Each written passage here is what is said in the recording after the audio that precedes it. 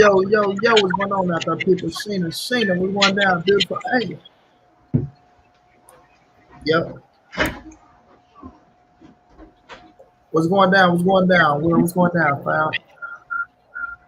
My dude Keanu be in 1 minute, y'all. He got some business right now. Jay West, what's going down? Knockout Boxing 86 TV. Hey, Knockout, I ain't got your email, bro. But I wasn't going on. But I'm going on tonight, though. You very welcome to come jump on, bro, tonight. You're very welcome, bro. Calvin Johnson, my brother, was going down. The beautiful Sheena, what's going on, baby? Say salute, Keon, salute, chat fam. I'm finally here on time. Keon do go live every day, 3 o'clock p.m.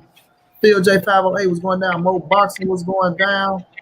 Christopher Russell say Crawford knows that there is a high likelihood of him losing to Shawn Porter. Every horse style to fight off. Well, Crawford on his, Porter on his ass, so he gonna have to make that happen. And I picked Bud to win that fight, but it's gonna be very, very competitive. So Bud got to come on with it and make that happen, especially if EJ fight motherfucking out Hoover. Lucia Johnson was going down. Queen, a good day, everyone. What's up? Everything boxing, Monnie Brown. How you doing, beautiful? Alfonso Moore is going down. Crawford ain't losing the quarter. Hey, Monnie, what's going down? Love you. What else we got?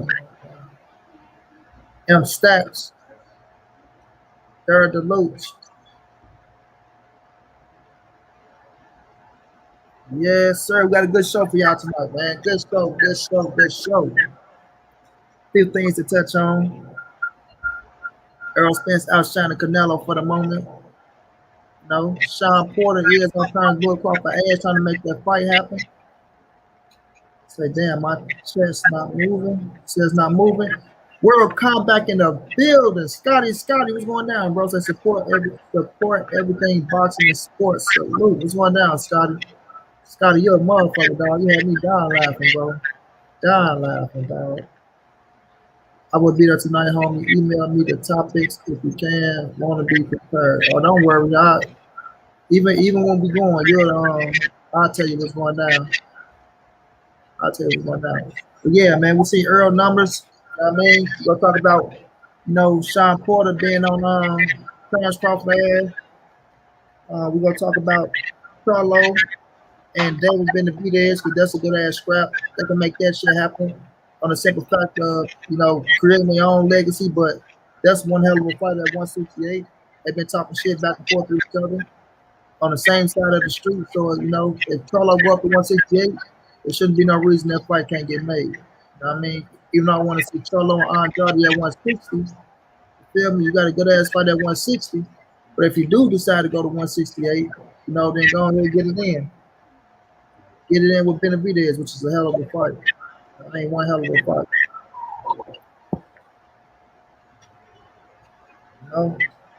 Fuck all the jumping, fuck all this back and forth.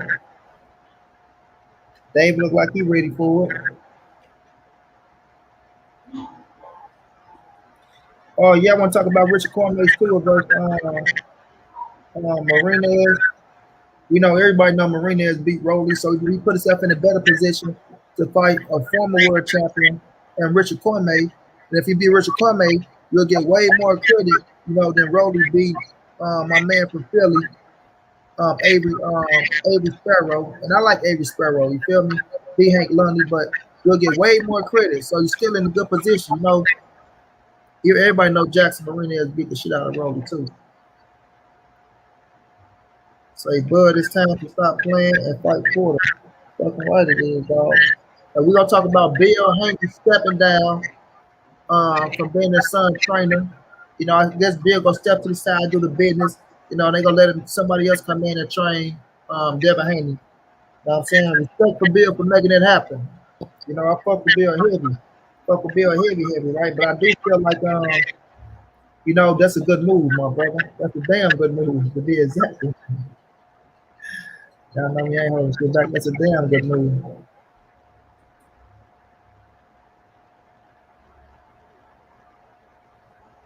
Yeah, man. That's more people get up in the building before we start cooking. Y'all hit that like button as y'all come in. Y'all hit that like button. Everything will work out. Maul to 168, Mel to 160 after last belt, and Earl to 154 after Bud. You know it. You know it, champ. But I still feel like Charlo, you know, he had that marquee fight at 160, bro. So at least you can know. Do y'all hear that echo coming off the Keon shit when I talk? I'll let me know. You know what I'm saying? But at least goddamn me, man, had that marquee fight at 160, dog. And the Mitch Andrade didn't that damn fight. You feel me? I do consider Jermall Charlo the 160-pound WBC world champ. But at least have a marquee fight at that moment. I like the Derevchenko fight. Don't get me wrong. The Derevchenko fight went over. That wasn't no weak ass fight because Derevchenko really beat Triple G, and he should have been a fucking the champion. And that should have been a unification bout. You feel me? Should have been a unification bout. But I still feel like you know they should have you know get another.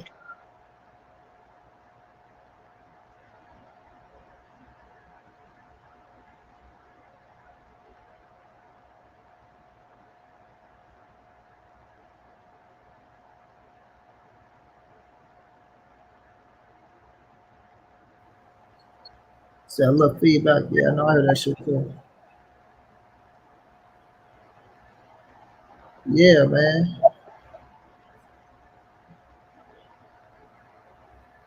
Y'all make sure y'all smash that like button.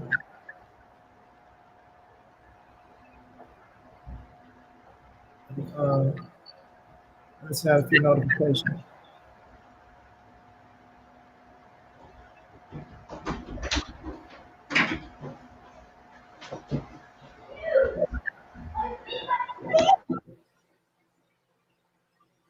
Y'all, there we go now. Keep mute that thing. So yeah, we good now. So yeah. How many people got in the building around this count? I was supposed to do a live yesterday, man, but I had to bury my auntie yesterday, found. So I was gonna do one when I came in, but shit, I was tired as fuck. I couldn't even really. I wasn't really feeling that shit nowhere yesterday, found. So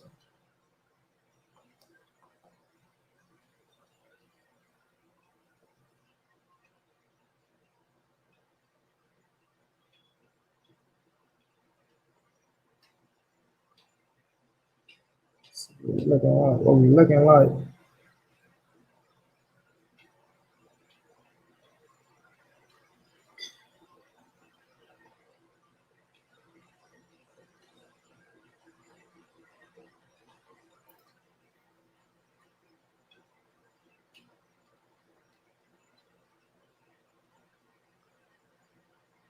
Notification. B&B boxing, we going down, my brother. How you feeling, champ? How you feeling, bro? Where coach at? Porter team should keep calling out Porter and try to make a fight since Bud's sister is talking. She know Porter team should keep calling out Bud, baby, not Porter, my love. Bud and try to make a fight since Bud's sister. I seen her, man. I seen her. But look, I haven't seen her say nothing about Porter. I seen her say something about Earl though. But if she said something about Porter, I gotta go look and see. I have to go look and see. More boxing. More what's all good now. Appreciate that knockout boxing. M Stacks, appreciate that. Yeah, they got to keep calling out Bud ass. Thank you, Shayna Love. Thank you. But yeah, they got to keep the pressure on, right? And I'm hearing he's sending his daddy out there to try to make it happen because we got to think about it. If Earl go fight Ugas, because that's what it's looking like it's shaping up to be. Earl and Ugas, Bud, who you go fight, dog? Who you go fight? I'm at work in the pharmacy and coach in the gym. Okay, Ben B, no doubt. I gotta come over there and jump on the panel, man. Next time you go live, I'll be on the panel, bro. I'll be on the panel. Appreciate that, Mo Boxing, bro. Hey, Mo Boxing, I seen you on there with I forgot who shit you was on there with, bro. Damn, you know I be watching everything, man. I forgot who channel you was on though, bro. But I seen you give him Earl his respect though. I seen you give him Earl his respect, bro. Lucia in the building, she say, I support y'all because y'all keeps it 100 and keep us in the loop on the news of boxing. Keep it going, KT, Monnie, and the rest of y'all that know y'all sport. Appreciate that, Queen. No doubt. All right, we got Key in the building. Let's get it. Key, you on mute, Q. What's up with y'all? Salute to everybody in the chat. My bad, I had to take care of a few things, but yes, sir. And salute Lucia off in that super chat. We appreciate you, Queen. Let me see who we got in the building. Money. Sheena, Phil J, 508, Daryl Deloach, M Stacks 85. Oh yeah, y'all, my bad. I thought I had put the mic. I wasn't even in here. I thought I had put the mic on mute. Was it echoing bad? Oh no, you was cool. You was cool. Okay. Calvin was good. Knockout Boxing 86 TV was happening with it. Jay West. Yeah. What's good? Yeah. Let's keep chilling, fam. Ready to cook, man. Ready to cook. Like I said, I was telling I was gonna do a show last night, but I had to bury my auntie. But I had it set up, but man, I had got tired. I see it, man. I'll fuck around no more, dog. Hey, all in there waiting, man. I was in there waiting. I'm like, man. Hey, I was laying back on the bed, key. I'm like, man. I'm like, shit, dog. I was gonna put the little 8 o'clock for today, but I said I'll just come back tomorrow, man. Yeah. But more boxing. Yeah, more boxing. It was Jalik, bro. I'm happy he got in his ass because Key got in his ass too, but boy, Jalik make me want to slap his ass sometimes. I ain't gonna even lie to you. Yeah, I done dealt with cats way worse than him. Man, it's this cat that came in here yesterday, dog. Man, the dude, and then he kept coming under one of my videos I had on my channel. Man, he just kept commenting and kept coming and kept coming. I'm like, man, this dude, he ain't have it all upstairs, man. Right. You get them cats that really ain't got it all upstairs. Just a troll, that's all he is. Sheena, tonight at 8 o'clock Central, the normal time, 8 o'clock Central, 9 o'clock Eastern, and 6 o'clock Pacific. Yes, sir. Let's talk about it. Let's talk about it. Yes, sir. Yes, sir. Yep. Knockout Boxing 86. Yep, that was him. Dude, like, nah, don't bring your ass back. Did you block him? Dude, man, have it all, dog. You block him, Keith? Nah, I ain't blocking. He'll be back, man. I ain't blocking. But yeah, so man, let's go ahead and cook. What was you cooking about? I'm in here late, so I'm in my own show late. Yeah, I ain't really cook on that. I'm just telling them what we're gonna cook on and saluting people in the building and shit. So we can start on whatever we want to start on. Yeah, man. Shit, man. Let's start on Tank. Let's talk about Tank for a little bit, you know. Leon Robinson in the building. What's happening? So, you know, Ryan Garcia did pulled an old okey doke on him. So I want you to cook on this for a minute, Money. What you think? What would you like to see next from Tank Davis? And who are some potential opponents that you know you want to see him in there with next? I'm gonna say this, man. Like we seen him with Leo Santa Cruz on pay-per-view. We seen the numbers he did, which was a good, start off on pay-per-view. Now, I can't see no backsteps from Leo, man. I don't want to see a backstep from Leo. Tank want to start this pay-per-view run and shit and pull you off of Earl Spence and shit like that. Follow Earl Spence's blueprint. Look who he fought on pay-per-view. Mikey, Shawn, Danny, bro.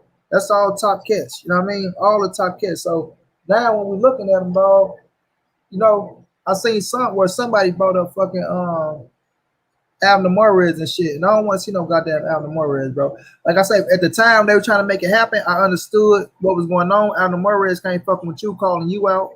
You know what I'm saying? But it was a good situation because you're trying to break into the Mexican community, get their ass on your side. So fuck it. Why not put Abner in our 3-division world champion, right? But you got Leo Santa Cruz, the person who beat Abner twice.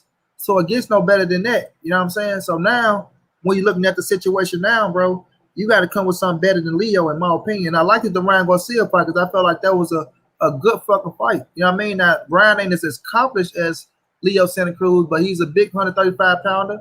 His ass got popped. He is in your era for what you need to do. But the situation that happened with Manny Pacquiao, all right, that took place. But now that it's looking like that Manny Pacquiao and Ryan ain't gonna fight, like that shit is off.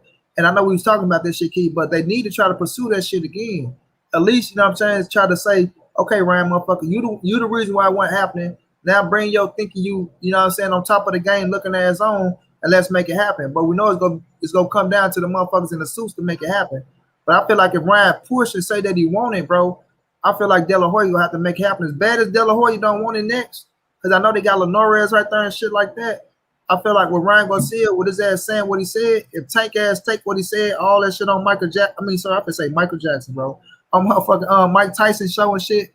All that, oh, you back yourself into a corner. If you don't fight me, people gonna remember you for ducking me and all that shit. Well, then reverse that shit back on his ass and be like, okay, motherfucker, now people gonna remember your ass for ducking me. You don't want to fight. You did all this capping and all that talking. Let's make it happen, shit. So I'm liking, man, Ryan Garcia. Like I really wanted that fight for him, bro. Ryan Garcia. When we look at the 135-pound division, but like I still haven't checked the entire division. But like I say, if Mayweather, you know, really serious about putting him in over the top competition, I like the motherfucking Nakatani fight, the Japanese motherfucker who tough as fuck. You feel me? Like that's a hell of a fight. If you want to say you want to put Tank back on pay-per-view, you put him in there with Nakatani, who got a title, right? I'm so, don't he got a title? He had picked up a title, right? I think the regular some shit. When he fought Felix Verdejo, was it title? Or was it like a? I know it was something on the line. Red, what's going down, Brody? But whatever it was, though, but fuck the title. Nakatani is just a hell of a fight for his ass. That's a hell of a fight. Right. Could he get Could he get my man's what's the one everybody talking about they want to fight Devin Haney? Can't get his damn name. They want to fight Devin Haney? Everybody saying Devin Haney need to fight him. Are you talking about Fortuna? Fortuna, Javier Fortuna right there, man. We can look at Fortuna, right? I like the Javier Fortuna fight. So, and I know he's at 135 and he's sitting at 130 right now. But those tough fights that I see his ass banging with, that can, you know what I'm saying, that can give his ass on pay-per-view, that can do some good shit for his ass, dog. So, prime time Chris Colbert. But they ain't gonna make that happen for Chris Colbert and Tank. I don't see that because I feel like, not saying I don't want to see it, I love to see it, but with Chris Colbert just doing what he doing, right? He just getting there, just getting to the WBA regular and shit like that. I don't know if they'll put him in there. I think Chris will want to fight, not him. But I don't know if his handlers will do it though. But that's another good one, shit, if they can make that bitch happen. But I don't really see them doing that shit. I don't really see them doing it. It'll be like Chris Colbert ain't really put no buzz on his name yet. You know what I'm saying? You know they be doing that shit, bro. But that's a name. He had 130 with your ass. You got the WBA regular. You feel me? So you still got right. You still got you got my man's Tevin Farmer. Now that's what I was talking about. Farmer, even JoJo Diaz, bro. JoJo Diaz. But I like the Farmer fight, bro. I like the Foreman fight. And they got bad blood. It's a story there. Yep. Make that fight happen. It's a backdrop to it. And Tevin been in the gym, his ass been training, working his ass off. Tank been in the gym, standing on his shit, training, working his ass off. You feel me? So, man, it's some fights out there for their ass, man. But if Mayweather want to start this motherfucking pay-per-view shit going on with Tank, right, you got to put him in there with those caliber of fighters, bro. With those caliber of fights, guy, I don't want to see no fucking Alvin Morales. I'm sorry, bro. That shit came, it's sunk, it's gone. Alvin need to be thinking about retirement because this fucking eye, every time he doing a fucking show on Showtime, you think he half blind the way he be holding his fucking head and looking and shit, you know what I mean? And this ain't me being funny, but when he be talking, his face be to the side and shit, so you can tell the light be fucking with his eye, you know what I'm saying? Like, because the lightning and shit. So it's gonna come down to his ass rethinking that shit. So I just don't want to see Tank with no steps back, bro. No step back, because all you gonna get is criticism, dog. Feel me? It's time for your ass to go forward now, to put the right fights in now with his ass, man. And go ahead and get your shit popping, bro. And let's show people how really good your ass is, bro. I don't know how true that Abner Mares shit is. I ain't really heard nothing about it, so I'm not, you know, I need to get up on game about that. But it's fighters out here that Tank can fight. You know, it's fighters that you know, fights that they could put on with Tank. You know, and we named a few of them. And I don't want to see no Abner Mares. Abner Mares ain't fought since he fought Leo Santa Cruz, right? Hell yeah. He ain't fought in years. He's done. You know what I'm saying? Ain't nobody going for that shit. But see, this is the problem with Leonard Ellaby and Mayweather Promotions. They got it in their head with Tank that he's such a star that, you know, the fans are going to watch anybody they put him in the ring with. They think they can sell, you know what I'm saying? Like, oh well, we don't care. We just go put him in the ring with anybody.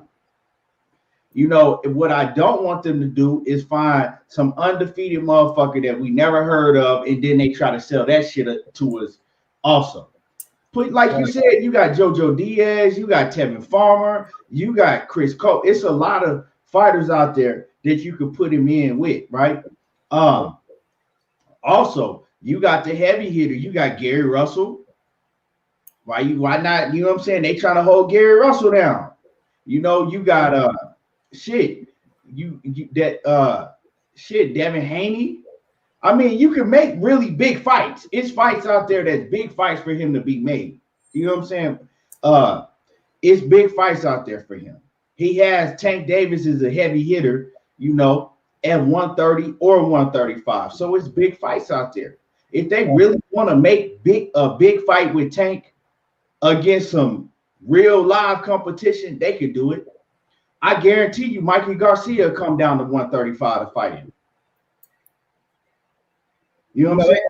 Because they when you hear Leonard Ellerbe, you know, Tank Davis, we making big fights for Tank. Tank only we only doing big fights for Tank, you know, because and all these other guys, they want Tank Davis, and Tank Davis, he don't need none of these guys. These guys, they need Tank. It's only big fights for Tank. So if it's only big fights for Tank Davis, hey, you got a plethora of opponents that you can link Tank Davis up with. Like I said, Mikey Garcia break his neck to go down to 135 to fight Tank. I guarantee you he would. You know what I'm saying? Yeah, Mo Boxing says Josh Warrington. It's a lot of fights out there for him. Nah, nobody want to see Rolling. Josh Warrington at 126. He ain't coming to fucking Tank. No, he moved up, didn't he? He moved up, yeah. Yeah, he moved up. Josh Warrington, what other UK guys? You know what I'm saying? It's a lot of fights out there that's good, that could be big fights for Tank. You dig what I'm saying? No, I don't want to see no damn Rolly, bro. Rolly on the that's some bullshit. Abner Morez level, in my opinion. Yeah. But hey, Rolly, that's some shit. But I think Rolly it'll be a good fight just because of the styles. You dig what I'm saying? The style matchups. That because you know Rolly, he like to bang and brawl. Tank, he can box, he can bang with your ass too.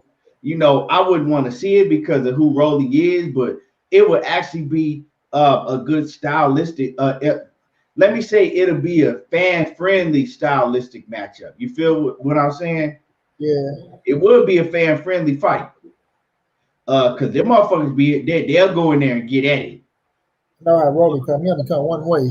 Yeah, he only gonna come one way, as hard as he can, straight forward. But Lomachenko coming back. If you really want some smoke, you really want to make a big fight with somebody that's available, right? That has a big name in the sport. Won't you do it now? We've been talking about this Lomachenko Tank Davis fight for years. Make that happen. Tell Ryan Garcia, you know what? I don't know what you finna do, but see, you try to pull some bullshit on me. But I got something for you.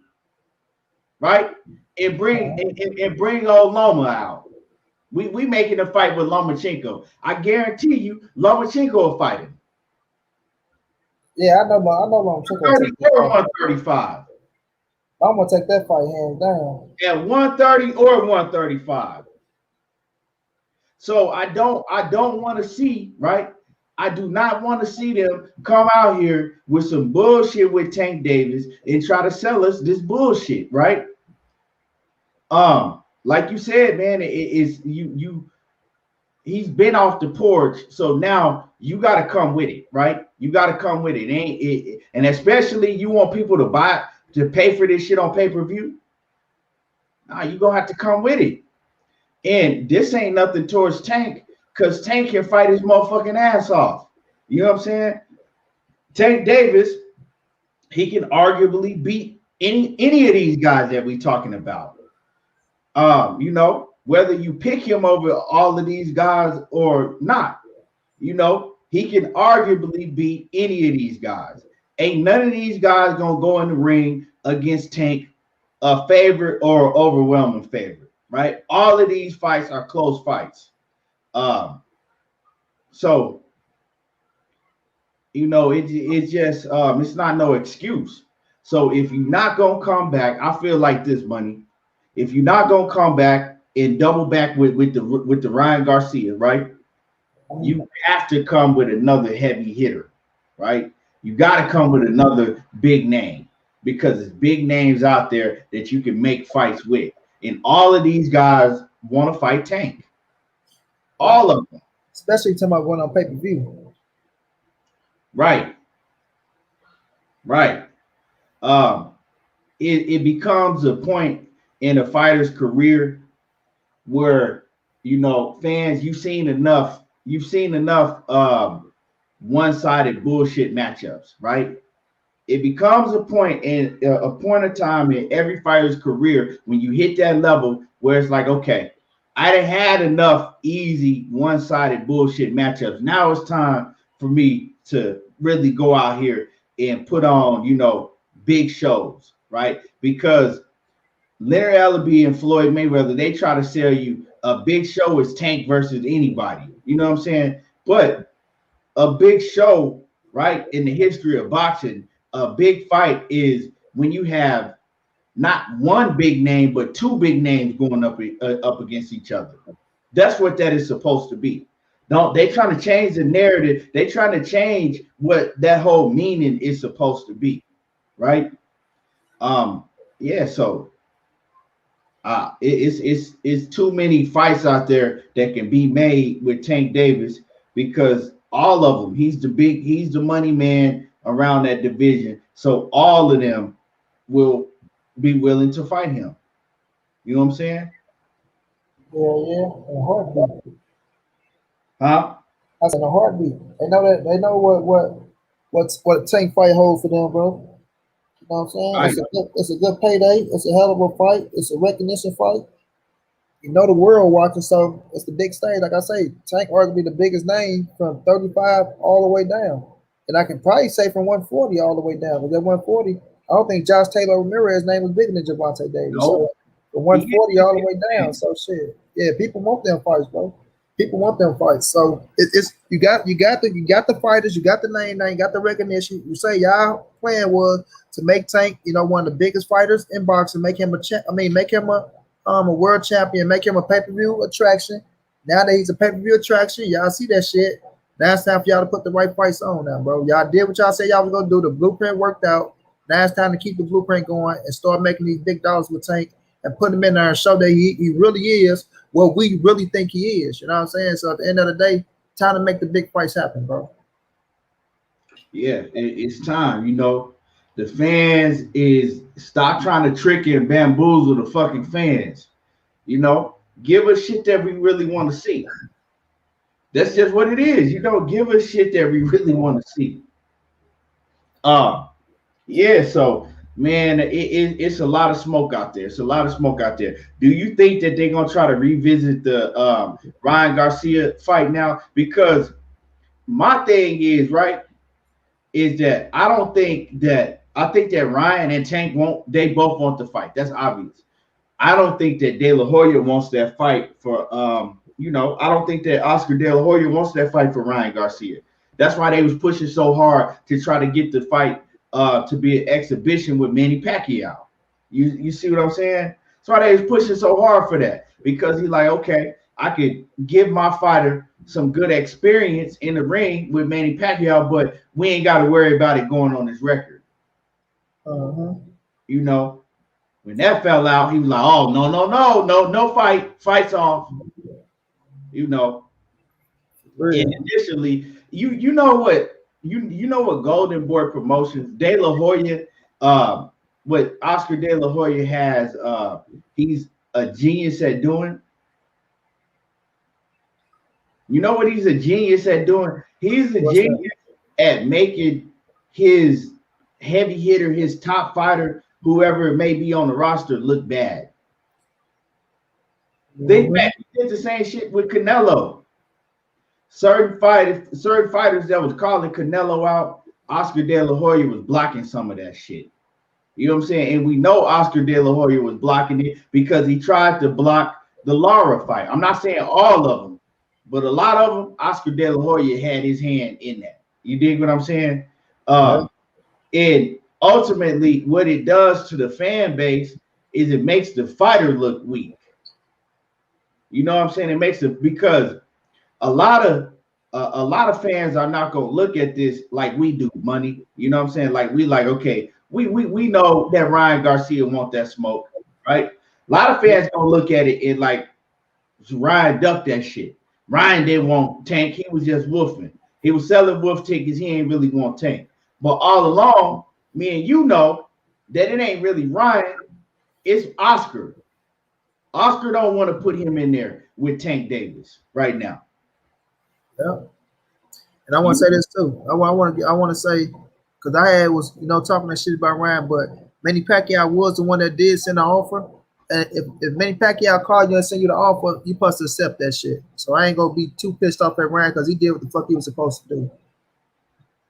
Yeah. Because everybody chasing that motherfucker. Right.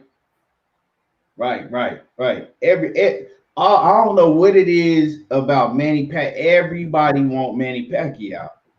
And to me, when I think about it, I'm like, is a Manny Pacquiao fight that big of a payday? Or are these fighters still living off fucking the type of money that Manny was making at one short period of time? I think it's still a payday, bro. I think it's still a payday. A big payday for them for them to be fucking damn near, you know what I'm saying? They damn near want to jump in front of a bus to fight Manny Pacquiao. Yeah. Is it that big of a payday?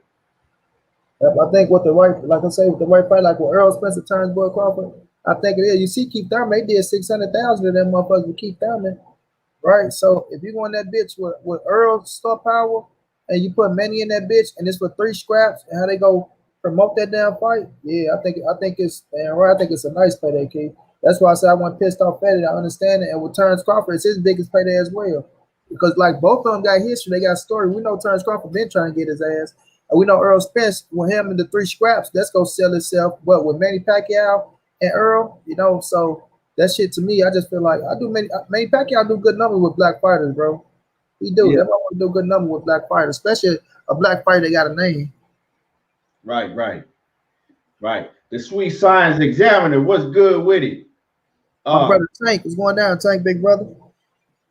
Yeah, man. So yeah, we gonna see. We gonna see. I ain't gonna be mad at Tank if he double back, with the Garcia fight. Cause I know that Tank and Mayweather promote, they want that fight because they want it so bad because they look at Ryan Garcia as food. They look at it as a big money payday and easy money, right? That's how they look at it. Now, before we get to the next subject, with them looking at Ryan Garcia like that, because they look at him as food, they look at him as soft. Do you think he could fuck around and sleep on Ryan Garcia? And it could be a much tougher fight than we envisioned. Mm-hmm. I feel like you was asking me a question. What you just saying, that kid? I'm asking you. Do you think there's any possibility? Because we can see from the outside looking in how they looking at Ryan Garcia, right? Right. I say that because I see how hard that Leonard Ellerbe is going at a Ryan Garcia fight. I see how hard that Tank Davis is going at a Ryan Garcia fight. They never on the same page, right? Leonard Ellerbe and Tank Davis and Floyd Mayweather, they have never all been on the same page as far as going at one opponent, right? Real hard like that. You might have Tank Davis out there talking shit to an opponent and want to fight, and then Leonard Ellerbe and Floyd Mayweather, they on some whole other shit. You know what I'm saying? Or vice versa. They never been on the same page, but they all was going hard, trying to make this Ryan Garcia fight. So it looked like that they all, in agreement that, okay, he's food. We can get this, you know what I'm saying? We could rob the bank. Do you think that they could do that and underestimate him? I don't think it's underestimation. I just think they feel like Tank is a better fighter, and Tank feel like he can knock his ass out. Because Tank know he still got to come in on the shit. You feel me? You still got to come in on your shit. But they do. If I'll be lying if I say they didn't say they look at Ryan and see how he fought Campbell, and even before those things, they weren't looking at him saying Tank was was the better fighter. He can knock his ass out. I mean, I think they really is confident in Gervonta knocking out Ryan Garcia. But like I say, once you get into the ring and you see some other shit, Tank will have to make some adjustments. Because like I say, I do got Ryan Garcia having some success in that fight, no matter how people want to look at it, right? Because like I said, I see the things that he can do with his length, with his speed and his counter punching. So it's gonna be a little tough to figure out early on, but I still think Tank figure him out. I believe myself that Tank can knock him out. But I just think it's confidence, bro. I think they feel like Tank can really beat the dude. I think Tank really feel like he can beat the dude, especially after they seen him go down with fucking Luke Campbell. They really, start licking their lips and shit like that. But it's just one of them fights, bro. It's a hell of a fight. They ass need to look at it, right? You really believe in him, so try to make this shit happen. Revisit it. I don't want to hear no. Oh, well, his ass Brand didn't want to give it to us, this, that, and the third. Well, guess what? It's still a big ass fight right there. Nothing that happened with him and Manny Pacquiao. The fight didn't happen to where he took a loss, where he lost no thunder, shit like that. He's still the same Ryan Garcia with the same fan base that he had when you motherfuckers just talking about fighting him. So it's still the same situation, right? Just put the fucking pride to the side and all that shit and try to make it happen. But I don't think they has to overlook him. They'd be a fool to overlook him and just go in there and try to take the knockout because that motherfucker can crack. Regardless what anybody want to say about him, his power is real. That's real power.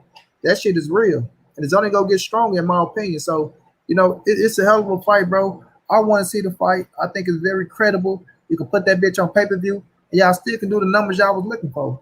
I mean, but like we said, it's gonna come down to Oscar De La Hoya, motherfucking ass, But if they overlook him, they'll be a fool to overlook. You know what I mean? They'll be a fool to overlook him. Yeah, right, man, right. And like I said, we most of everybody I know got Tank Davis. We all pretty much got Tank Davis, but it's still that factor that Ryan Garcia he can crack, and it's still why that fight lasts. I think it's a hell of a fight, and it might fuck around and shock everybody. It could be a shocker in that fight,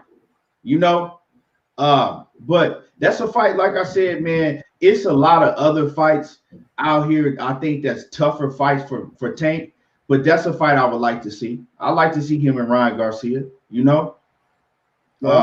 It's a dangerous fight for both guys. However you want to see it, it's a dangerous fight for both of them. You dig what I'm saying? But man, let's talk about David Benavidez real quick before we get on, Shawn Porter and Terence Crawford. Man, let's talk about David Benavidez, man. David Benavidez always been a hell of a fighter too, dog. I'm starting to like his attitude. You know why? Because he's steady on everybody's neck, and he calling out the greatest fighters, the biggest, baddest fighters out there, right? Yeah. And he direct, and he let you know, right? And now he been on Charlo head. Charlo mentioned him, right? Or they asked Charlo about him. Charlo, went in on it. And ever since David Benavidez got wind of that, he been on Jermall Charlo head, dog. He really has. Like, hey, you know what I'm saying? When you say something about me, don't put out subliminals. Don't put out no subliminals. Mention me by name. What's up? You know what it is. I told you I want to fight you, and I'm gonna knock you out. I like that. I like that because Charlo, right, and Benavidez, they both talk a lot of shit, right? But now we get to hear somebody that's on Charlo level talk shit with him that really want to smoke, that'll really go in there tomorrow if he had to and fight Charlo. Let me take this phone call real quick. All right.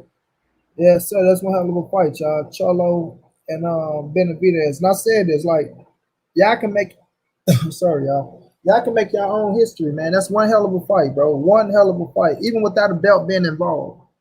Even without a fucking belt being involved. If, Jermall still got to go up. He still got to go up to 168 to make the shit happen. You got it, Keith? Go ahead, finish up, and I'll get my thoughts. Go ahead. Okay, no, I was letting you cook, but shit. Yeah, you gotta see me. I keep the same energy with everybody. When you know, Money, when it's a fighter that's like Benavidez, that's calling out everybody and willing to fight everybody, right? I think some of these guys can beat Benavidez. You know, I picked Plant over him because of the style. And Jermall Charlo gonna give him a hell of a fight too. I picked Canelo over him, right? But that doesn't matter, right? What matters is he has a throwback mentality. And we talked about this, Money. Yeah. We talked about, you know, certain fighters. It's very few fighters out here that still got that throwback mentality, right? And David Benavidez, he got that, right? He has that because he's willing to fight anybody. Any name that you bring up to him, right? He don't give a fuck who it is. He like, what's up? I'll beat their ass too, right? And not only, okay, when the Jermall Charlo, right? When it came to his attention that Jermall Charlo had mentioned his name, right? He could have blew it off like most of these guys do. He could have been like, yeah, that's a good fight in the future, you know. That's cool, you know. I see it. I like that fight. That's a good fight, you know. We could look towards that down the line, right? But he didn't do that, right?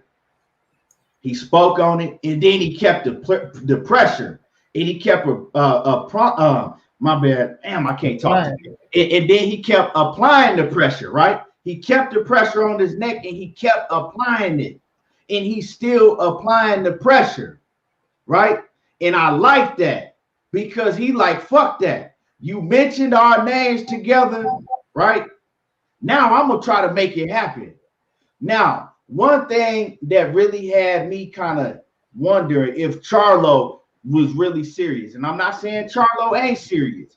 But he said something that made me really think, right? And I'm going to tell you right now, hold on. Lord to the game, boxing talk. Kwame East in the building in that super chat. What's good with it, Kwame? What's happening with it?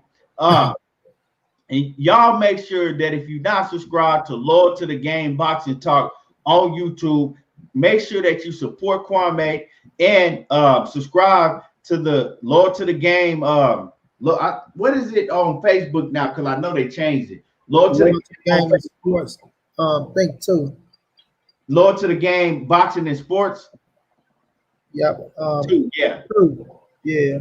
Yeah. Make sure that y'all go support him. But now, one thing that Jermall Charlo said, right? That I don't know if he just was just talking at the point in time and didn't really think about, you know, all the circumstances surrounding that date or what it was. But right. He said, well, we can get it on Cinco de Mayo weekend, right? And I was like, why would he say that? You know what I'm saying? Because, and the reason I said, why would he say that? Because they already know that Canelo's fighting that weekend. Also, I think Ramirez and Josh Taylor, ain't they fighting that weekend around next They're supposed to be looking at that date. Yeah, they looking at that date. Like, and then David Benavidez, I think he got a fight in April or something coming up. You know what I'm saying? So it's like, why would you tell him? Because that's not a realistic date. You feel me? And I just looked at that. I'm like, why would you say that? That's not a realistic date. Oh no, wait. I was gonna say because he be trying to tell them to pull out their fight. Okay, well, I mean, yeah, that could make sense, but that's not a realistic date. You know what I'm saying? Like, why would you say that? Because you know the circumstance. You already know that Canelo shit set in stone already, right? Everybody know that the fucking Yildirim ain't gonna beat Canelo.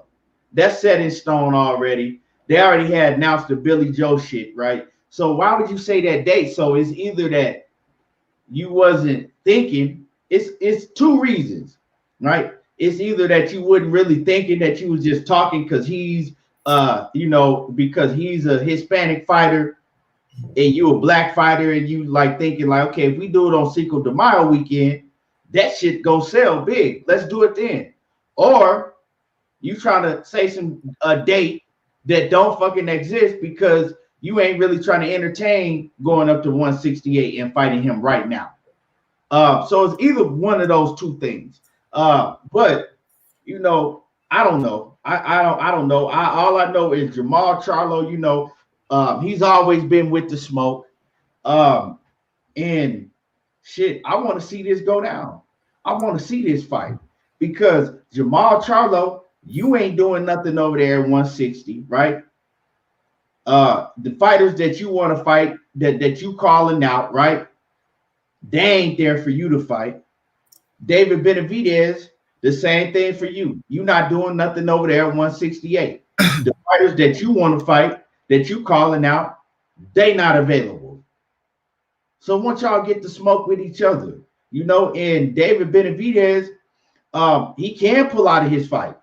Charlo is available. Charlo ain't fought since, when did he fight? In September? September, yeah. He ain't fought since September, right? When did Benavidez last fight? He ain't fought in a minute. They both open. Huh? I know both of them ain't fought since last year. Right. They both ain't fought since last year. And then so check this out. Yeah, Benavidez do have a fight schedule, right? Ronald Ellis, nobody know who the fuck he is, right? Pay him his little funky $10,000 that he was gonna make. I'm just being straight up, and no disrespect to Ronald Ellis, I don't even know who he is. Do you know who he is? I know a little bit about him, but he ain't no Charlo. Okay, I don't know. I don't know nothing about him. I don't know who he is. But pay him his $10,000-$15,000 that he was gonna make, right? Make a big mega fight against Charlo. Charlo was already on pay-per-view. Y'all could put it on pay-per-view. If you have a good enough undercard and promote it, that's a hell of a PBC pay-per-view, right? Both of y'all can make over $1 million easily. Both of y'all gonna make a few mil. Pay him his little funky $10,000-$15,000. It make it happen. Because I'm letting y'all know he wasn't gonna make more than that. You know what I'm saying? Maybe 20 at the most. You know, and let's make it happen. Let's make it happen. So they can step aside. He can step aside if you know, but they both with Al Heyman, they both under the same banner. It can happen fairly easily. All they both got to do is say, look, Al, shit, this is the fight we want. Make that happen. You don't think Al Heyman and Sam Watson and them will work to get that done? Yeah. Come on. Come on. In a heartbeat. They looking for big fights anyway. And most of these motherfuckers, they don't want to fight each other. Now you got two cats that's under the same banner, two heavy hitters that's, you know, coming to you saying, hey, you know, this make this happen. Man, they'll break their neck to make that fucking fight happen, dog. That's what we need to see. But you know how boxing is. And let me get through some of these comments. Let me get through some of these comments, and then I'm gonna let you cook on it too. I know you got a lot to say about this too, Money. Cassandra Mason said, yeah, they need to make that fight happen, no doubt. Hanky Stanky 420 OG was happening with it. G5 Gabe was good. Valentine says they both have fights lined up already. Cap. Well, I already talked about the Benavidez. I don't know about Charlo. He says Maul said they about to announce something big. So you said Jermall Charlo said they're about to announce something big. Let me tell y'all something, right? Let me tell y'all something. If Jermall Charlo is not coming out here saying that he's about to fight Dudu Andrade, right? If he's not coming out saying that he's about to fight Dudu Andrade or Triple G, it ain't shit else that he can come out and announce that's bigger than David Benavidez right now. What else? What other fighter, right? If it ain't Dudu Andrade or Triple G, what other fighter is out there for him to fucking come out with something big? Because Chris Eubank, that's not big. It's cool. It's cool, but it ain't no David Benavidez or Dudu Andrade to the fans. You see what I'm saying? So what else? What else is going down? Because we know that Canelo is off the table. We know that Plant off the table. We know Billy Joe off the table. Motherfucking Daniel Jacobs just shit the bed. But if it is Daniel Jacobs, that's a good fight. I like that. It's a good fight. Leon Robinson's Darrell is about to fight in a couple weeks. Yeah, he already set up. They just showed this fight. Yeah, Darrell finna fight. He got a fight coming up. So, like I said, if it's not none of those names, who is bigger than David Benavidez that's out there? I'm gonna go ahead and hand it over to you, Money, and I want you to start with that. If you can think of any name. No, I was just saying, nope, it ain't nothing bigger like at 160 Triple G and fucking Demetrius Andrade. Both of them are champions, right? Who else a champion at once?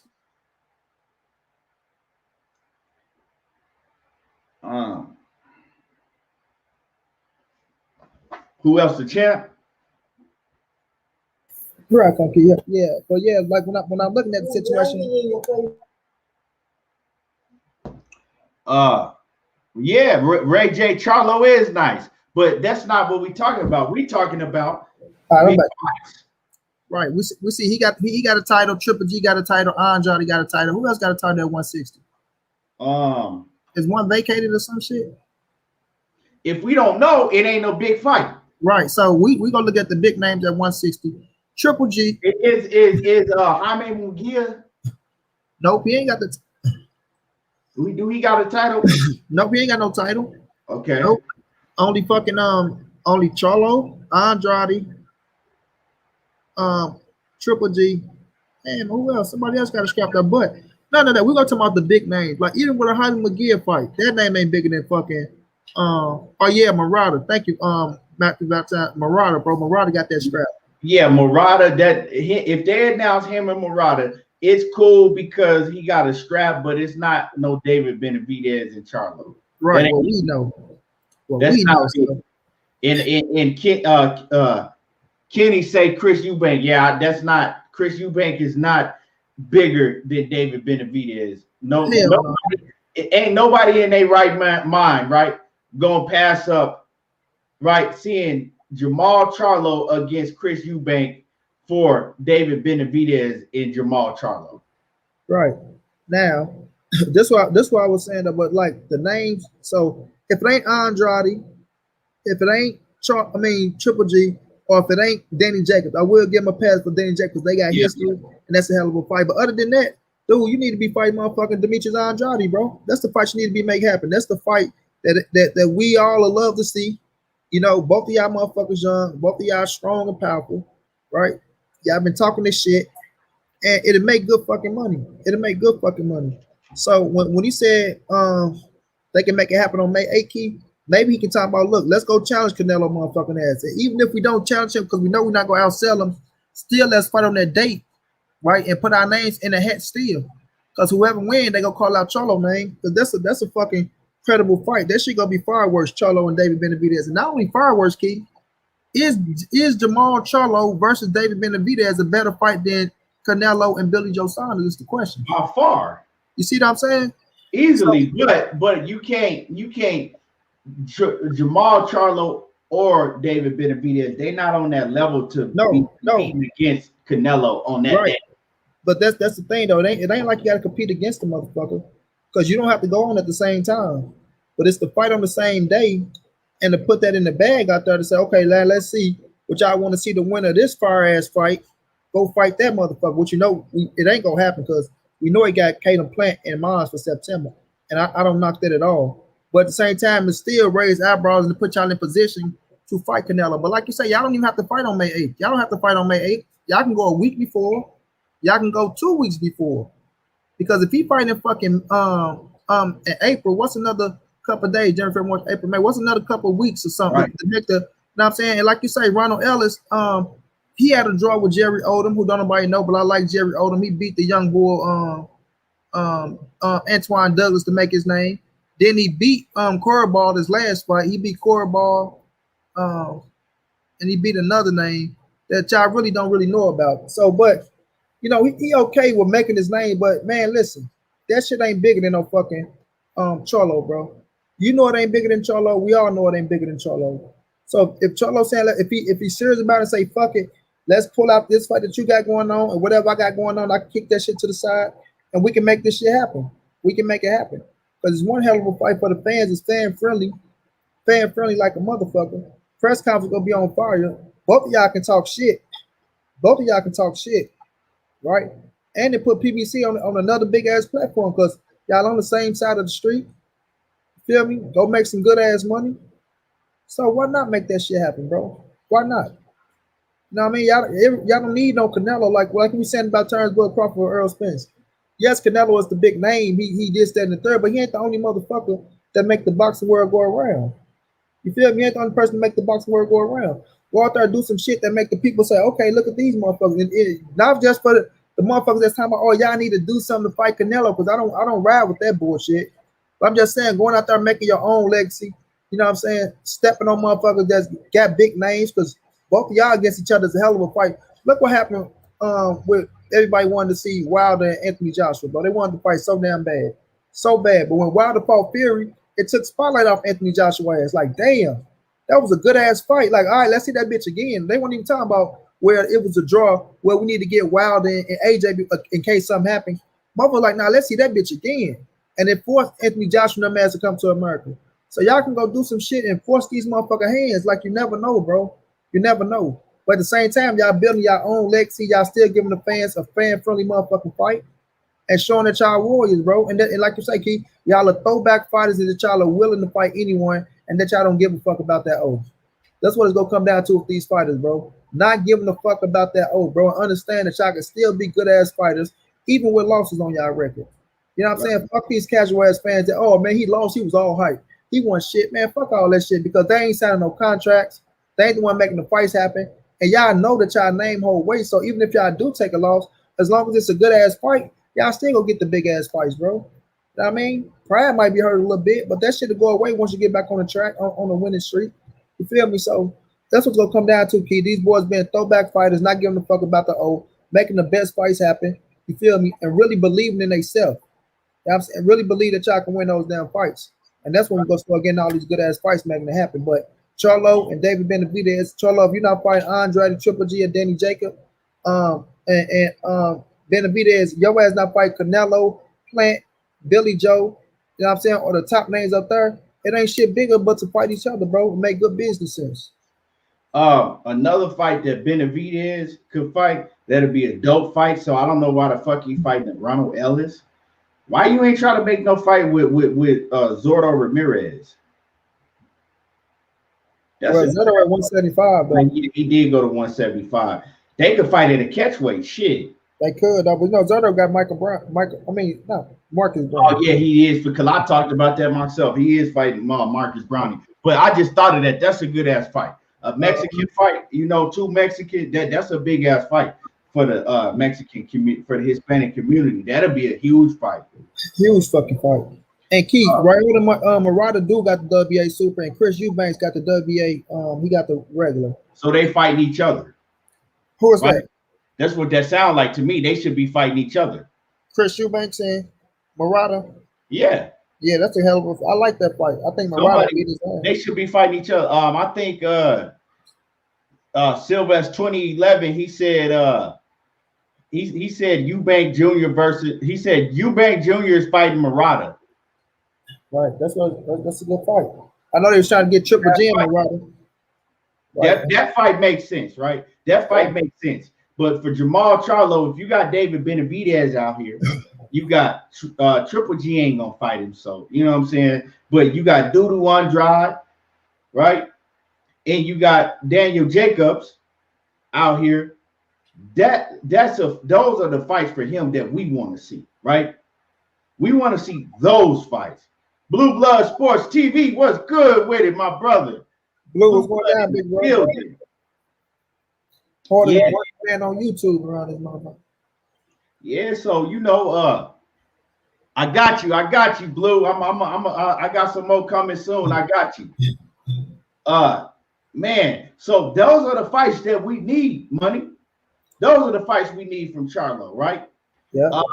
Because you got a lot of people, they still feel that Charlo got a lot more to prove, that they want to see if Charlo can be on the level of a Canelo or even a David Benavidez. I heard Kurt talking yesterday, and Kurt was like that, he ain't all the way 100% sold on Jermall Charlo yet, he still need to see some more things from Jermall Charlo. So Jermall Charlo going in there. Charlo got to show us that perpetuation of movement. Yeah. Charlo got to show us that. Hey, but man, I love Kirk, man. Yeah, man, Kirk, man, love Kirk, man. I love to hear Kurt and Blue cooking, man. But yeah, man. So a lot of people feel that way. A lot of people still feel that way. Not only Kurt, a lot of people feel that way about Jermall Charlo. So what better for him to go in there and fight a David Benavidez? If he can beat David Benavidez, dog, that's going to separate Jermall Charlo in 160 and 168. Right? Either way class, that's going to separate him from the pack. And that's going to demand, right? Then everybody, because all these fans that, who has he fought? What has he done? What has he done to deserve a Canelo fight? We hear that bullshit all the time. They're not going to be able to say that no more. He beat a David Benavidez, or, right, if that fight ain't on the table, fight a Doodle Andrade or or Daniel Jacobs, right? Go in there and stop Daniel Jacobs or beat Daniel Jacobs' ass better than what Canelo did. You see, right? You gotta do something, right? Now you gotta do something because you want the Canelo fight and you've been wanting the Canelo fight, but now you gotta make some noise, right? You gotta come out here and make some noise in the ring so Canelo don't have no choice but to look your way, right?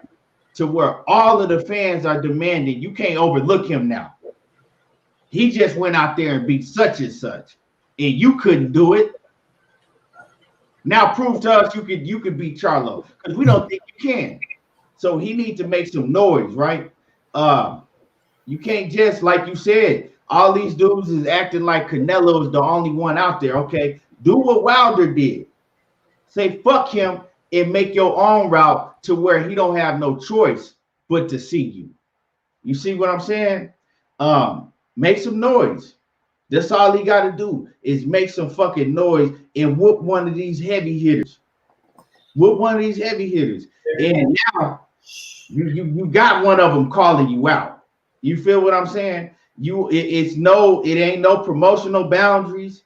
That's an easy fight to be made. David Benavidez and Jermall Charlo. He calling you out. You mentioned him too. So ain't nowhere to go.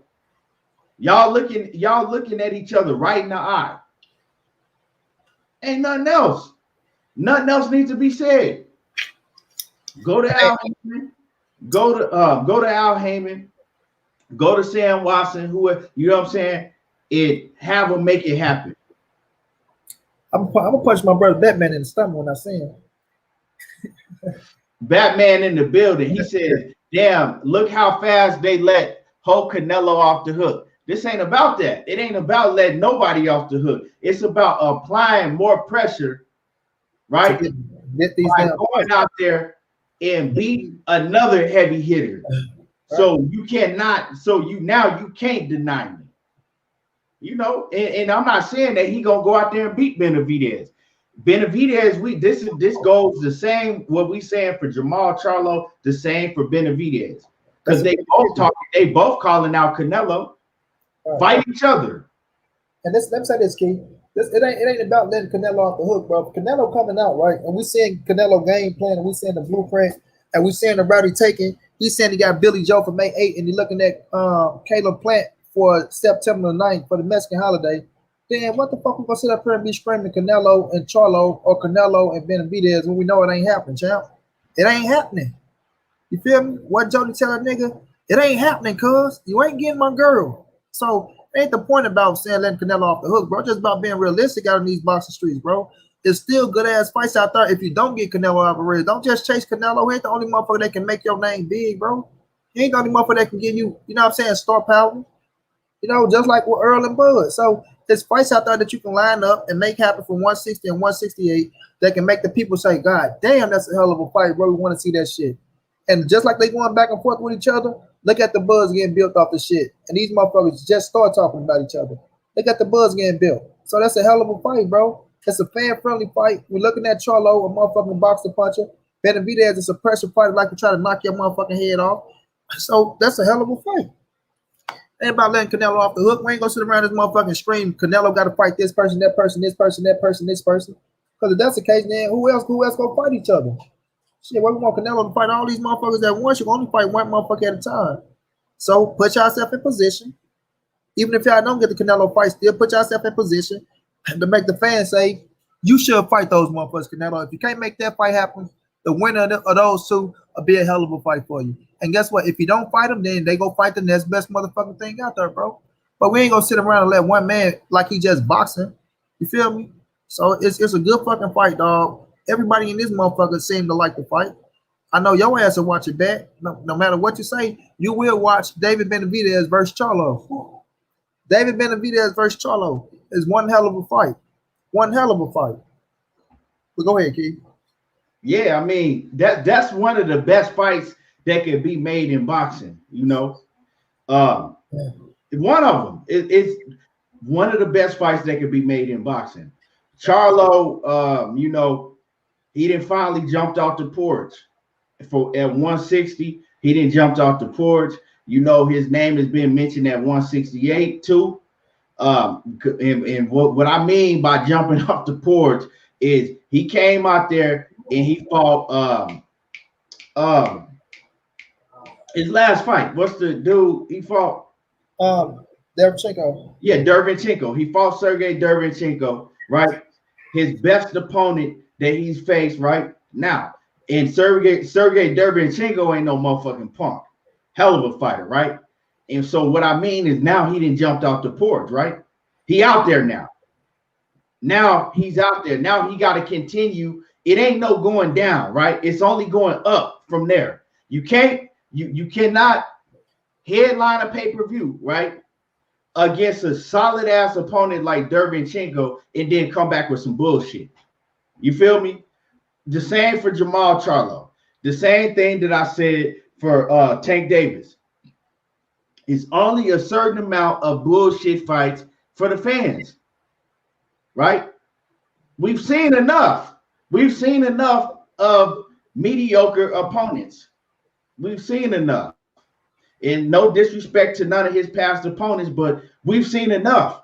Now we want to see him in there fighting the rest of these heavy hitters, whether it's at 160 or 168, because Jermall Charlo is a big ass dude. And he said it himself. He can fight at 160 or 168. And he'd probably be better and stronger at 168. Yeah. As big as he is. So, as fans, we've seen enough of that, right? We've seen enough of the Charlo against fucking Dennis Hogan's and all of that other bullshit, right? We've seen enough of that. Now it's time to really, right? It's time to really step on the fucking gas. 2021, man. 2021, dog. It's time to really step on the gas, right? Because like Kurt said yesterday, Kurt said some real shit. Kurt was like, you know, it was a point in time where Jermall Charlo, he was ahead of his brother. You know what I'm saying? Thanks. Jermall Charlo was fighting the bigger fights. his name was bigger than his brothers at one point in time. And then his brother came and just sprinted past him. But his brother, Jermall Charlo, only sprinted past him due to the fact of the competition that he was facing. Right? Now, it's time for Jermall Charlo to come and take that shit back. Yeah. I always thought though Jermall was having a better competition though, in my opinion, without looking at the fights. For a minute, Jermall Charlo, man, because with Jermall Charlo, he had came at 154, he had beat he had beat damn man what's the cat that Canelo fought at 154 that had a close ass fight with? Damn, from New Mexico, the cat from New Mexico. Damn. Austin Trout? Yeah, Austin Trout. He had beat Austin Trout. But Mayo fought him first, I think. But no, I think Jermall fought Austin Trout first. Jermall Charlo had beat Austin Trout. He also had beat when he came and beat J. Rock Williams, you know, he was making noise. And then, you know, he moved up and none of them cats wanted to fight him. You know, he moved up right off the rip, chasing the Canelo fight. You know, Canelo dropped the belt so he wouldn't have to fight him. You know, he was calling out Triple G, all of them. Then none of them wanted to fight him. Now you finally got a couple names out there. There's big names that you can make big fights out there that's willing to fight you. Let's make it happen. That's all I'm saying. We didn't seen enough of the C-class, warm-up matches, warm-up fights. You had a great fight, your last outing, and continue to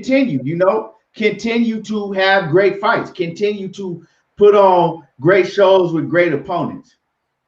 Don't jump off the porch and then run back in the house and shut the door, because that's what they and I'm not down in Tank, but that's what Mayweather and them did with Tank Davis.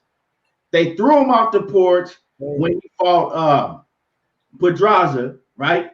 Way back when he fought Pedraza, right? Then they put him back in the house and locked the doors. You know what I'm saying? Put all the locks on the doors. Nah, you off the porch, stay off the porch. That's all I'm saying. So D Hodges says Jermall moved up because they promised their mom they won't fight since he was a bigger Jermall.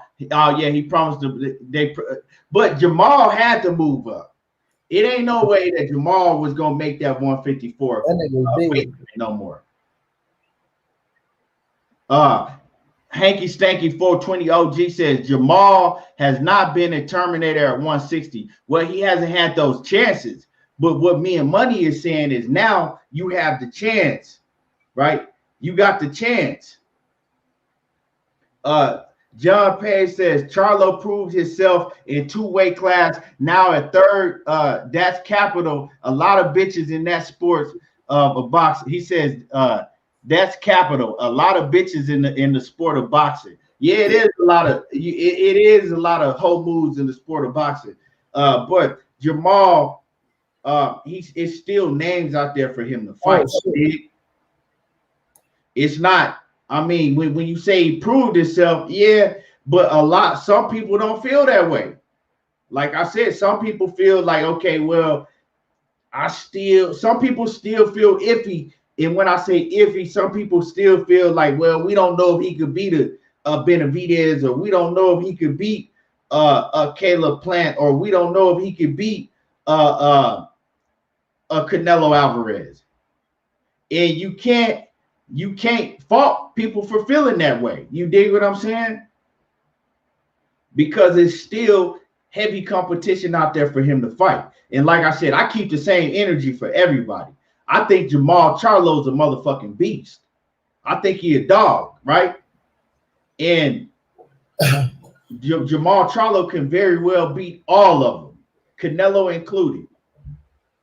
But you know, you can't keep wishing, okay, well, I'm gonna sit back and Canelo this and Triple G that. They ain't fighting you. It's other cats out there. Now you got a chance to make some real major power moves.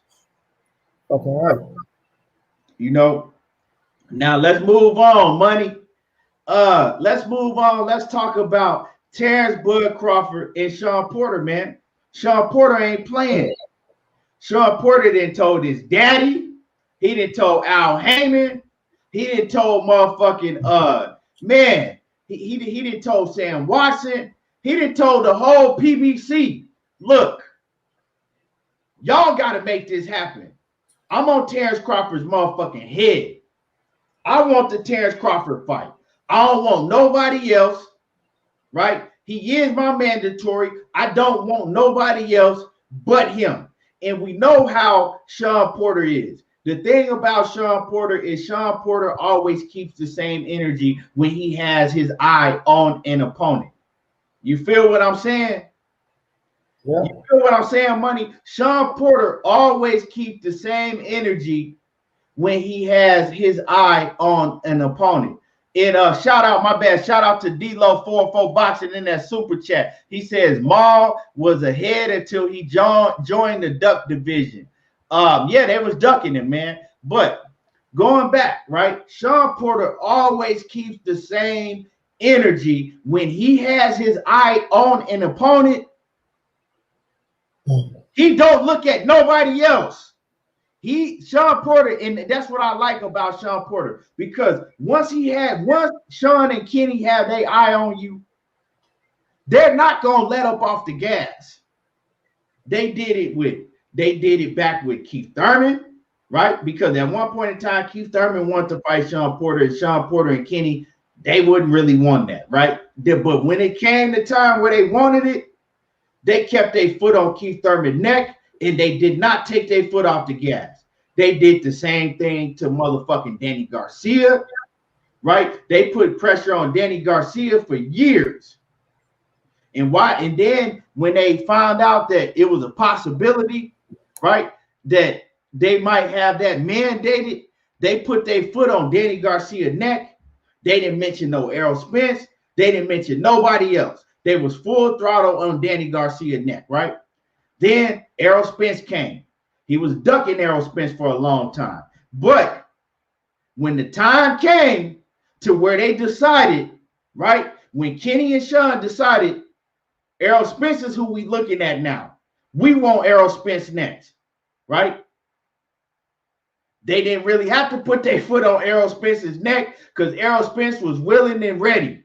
He was willing and able, but they kept their foot on the gas and they looked straight at Errol Spence, and they didn't look they didn't look left, they didn't look right.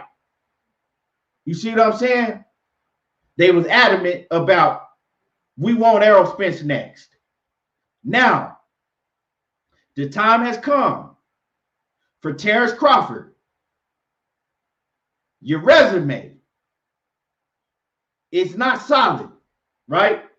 Now, Terence Crawford, you have a chance. All of that, what does he talk about? The Hall of Fame, right? All of that Hall of Fame talk that you're talking about, right?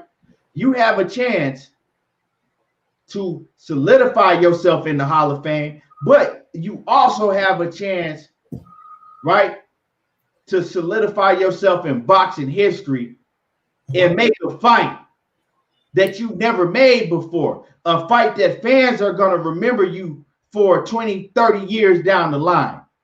You have that fight on the table right now. You have a chance to do that, right? Shawn Porter is on your helmet. He on your neck. He's letting it be known that he's not letting up. Whoever he got to talk to at the PBC to get the fight done, that's what he wants. He's vocal about it. He talking about it on his show. He talking about it on their show. He talking about it on your show. Anytime Shawn Porter get a chance, he letting it be known that he wants Terence Bud Crawford. You dig what I'm saying? He letting it be known, Money, and he not letting his foot off the gas. Now, right now,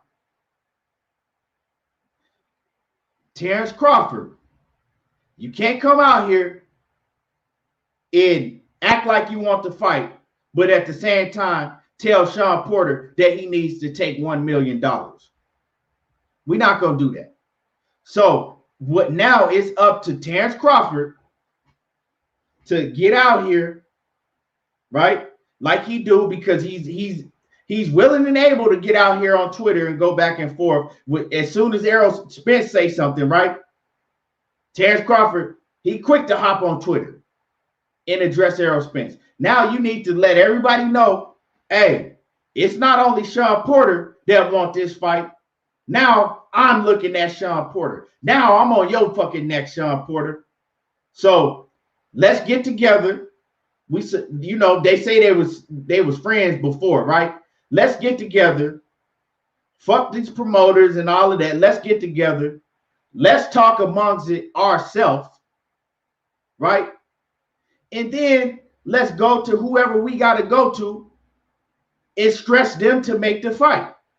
Let's get together on our own and talk about it. Let's come up with a plan, and then let's get on these promoters next, right? To stress them. Let them know that we didn't both talked. We both want to fight. So you got to do your part, Terence Crawford. You got to do your part, bud. If you really want that smoke, you got to do your part, bud. Because Shawn Porter, he's out here letting it be known. He doing his part. Now it's time for you to do your part. You can't just sit back and let this shit pass and then say, oh, well, Shawn Porter didn't want to take the offer we gave him. No, we're not going to, that's not going to slide. We're not doing that. That's not going to slide. You dig what I'm saying, Money? That ain't going to slide. Now you got to do your motherfucking part, Terence Crawford. You have to do your part, because all of that other shit that you was talking about, that's not going to be on the table, right? And Shawn Porter is smart because he knows that he's not going to waste his time on a Pacquiao. He's not going to waste his time on an Errol Spence right now. He knows that that's a waste of time. Why would he put all his energy into that? Because Shawn Porter, he's the type of person, he's going to put all his energy into one thing at a time. And now he got his foot on your fucking neck right now. Let's make it happen. This fight can do wonders for both guys. Because if Shawn Porter can fuck around and beat Terence Crawford, and that shit is not out of the question. If he could fuck around and beat Terence Crawford, Shawn Porter is a champion again, and his name skyrockets up there, right? He just dethroned the #1 pound for pound fighter in boxing, right? Also, if Terence Crawford can beat Shawn Porter, he skyrockets more than what he is, because now nobody can sit back and say, oh, well, he fought a washed up such and such, and he fought. Now you didn't really fought a motherfucking heavy hitter. And then if you could do it and look better than Errol Spence, right? These people that's coming out here saying, Terence Crawford this and Terence Crawford to do this to Errol Spence. Now, right?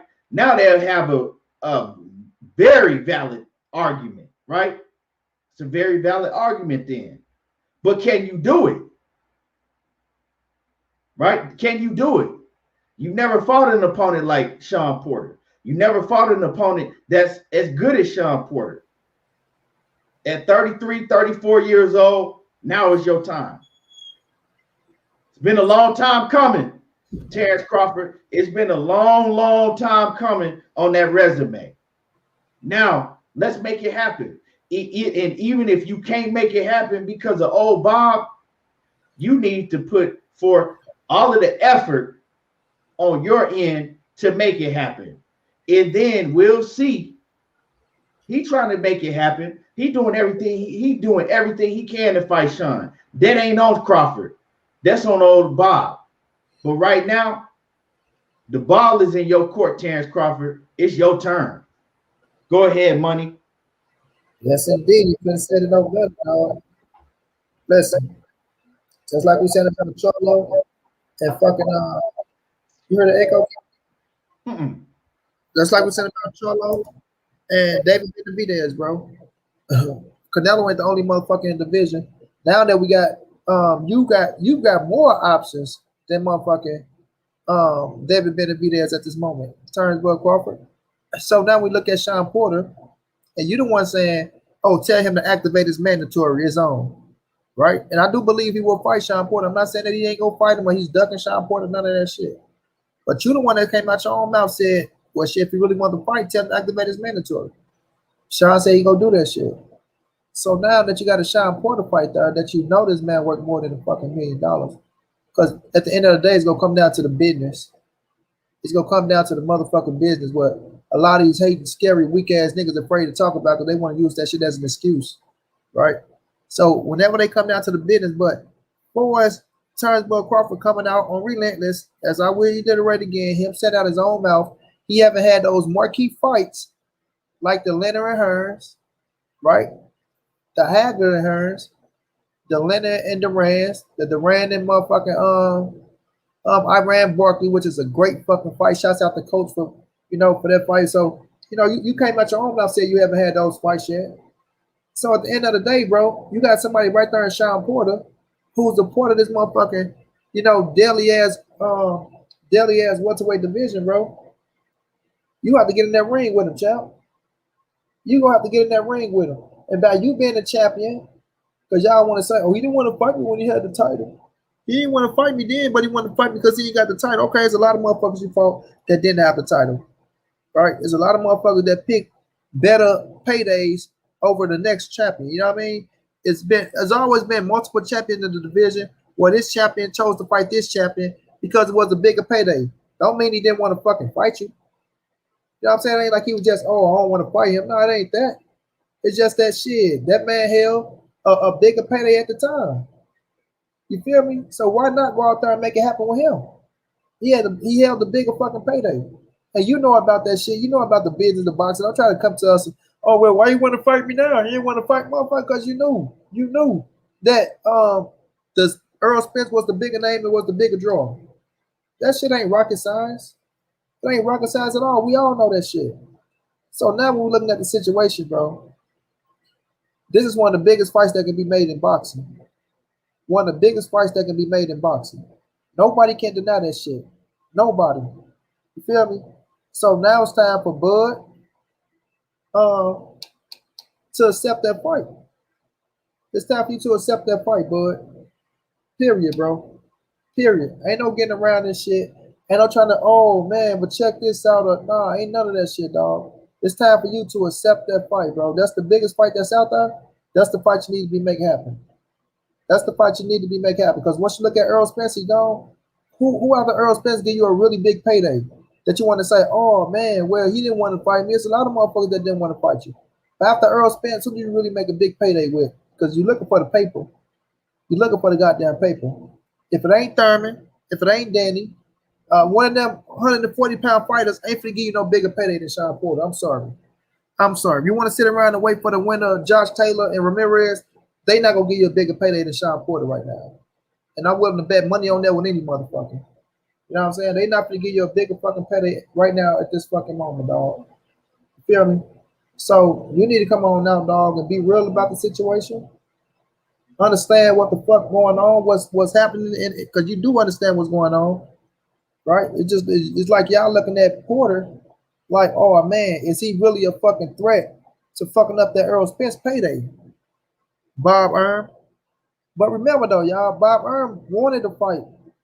He wanted to fight. And I don't know if, out his mouth if he said that Porter didn't want to sign a contract. I just know he said he had that fucking fight on the table. And I don't know if it was Porter that didn't want to sign a contract or some other shit. But all I know is they didn't make that shit happen. They didn't make it happen. You feel me? They ain't make it happen. Whether if it was on Bob Erm or Terence Crawford, whomever it was on. But right now, at this moment, dog, man, he need to be looking at that motherfucking Shawn Porter fight. Period, bro. That's the fight for his ass. everybody gonna give you credit for Shawn Porter. That way you can stop motherfuckers from saying you haven't fought nobody at 147, bud. Somebody with some substance that we want to give you credit for. Even though you got people like me that give you credit for your resume, but it's still a lot of people out there. Even with me, I gotta say that the motherfuckers you beat ain't the top echelon. It ain't. It's really not. Benavidez, motherfucking Mean Machine, Kell Brook, and Jeff Horn, because I'm not counting Mercon. I'm sorry. Sorry. That motherfucker stole money and ran. But you know what I'm saying? Those 4 fighters, they want the top echelon. Even with motherfucking Jeff Horn having a title, he still won the top 5 motherfucking welterweight. And that's a fact. That's a fact. Even with that man having a title, he still won the motherfucking top welterweight. You know what I'm saying? So you can't even look at Jeff Horn and say, oh, well, he was this and that. A lot of people, well, he beat the guy Manny Pacquiao. Who all beat Manny Pacquiao? Man, pick one of them goddamn welterweights that wouldn't have whooped Jeff Horn ass. And this to answer the question, y'all. They'll say this. Oh, but when Jeff Horn had the title, they all was rushing to fight Jeff Horn. They all wanted to fight Jeff Horn. Of course, motherfucker. Ask yourself why. Ask yourself why. Because they all knew they'd beat the fuck out of Jeff Horn. They all knew that they would beat the fuck out of Jeff Horn. Period. You know what I'm saying? So, you got Shawn Porter right there, champ. Hell of a name. Hell of a resume. Top dog shit. Big dog shit. You feel me? Let's go get your ass all the credit and recognition you need. Now, if you're willing to fight Earl Spence, you're telling me you don't want to get in the ring with Shawn Porter, bro? Because you can't be telling me that shit. You're willing to fight Earl, but you don't want to fight Shawn. You feel me? You're willing to fight Earl, but you don't want to fight Shawn. But the word in the street is, oh, no PBC fighters want to fight Terence Crawford. They all ducking Terence Crawford. Nobody want to fight Terence Bud. They keeping them out. Yada yada this, yada yada that. But now when he got a chance to fight this big ass name, he got this big ass name right here in Shawn Porter. That a lot of people are trying to say, oh, Shawn Porter is a big name. Earl Spence said, man, fuck all that shit. Shawn Porter is a big name at the welterweight division. Top 5, right? Out here whooping ass. And now it's time for Bud Crawford to take that matchup, bro. You got to take that matchup, champ. Period. You got to take the matchup. Got to take the matchup. You can't get pissed off because you can't get Earl Spence. It is what it is, bro. It is what it is. Earl Spence do not make the fucking entire game of boxing. That's my guy. He is on the welterweight division now, but you got other fights at the welterweight division that's going to give your ass great fucking fights that you can fight and you can make your name off of, bro. Period, dog. You feel me? So let's get your ass out here, man. Take this damn fight. Get the fans what they want. Because look, and this is the thing too, where everybody always talking about, oh, he's going to knock out. He's going to knock out Shawn Porter. They believe that shit so much. He's going to knock out Shawn Porter. He's going to knock out Shawn Porter. This, that, and all that shit, right? But now it's the time for him to fight Shawn Porter. Now, these motherfuckers coming out. Shawn Porter worth $1 million. Why won't he accept $1 million? Man, y'all know that's pure bullshit. It's pure bullshit to say Shawn Porter is worth only $1 million to fight Terence Crawford in a fight that we know go generate money. We know Shawn Porter and Terence Crawford is gonna fucking generate money, dog. To offer that man $1 million fucking dollars is pure bullshit. Pure bullshit. Now ask yourself, who really want the fight?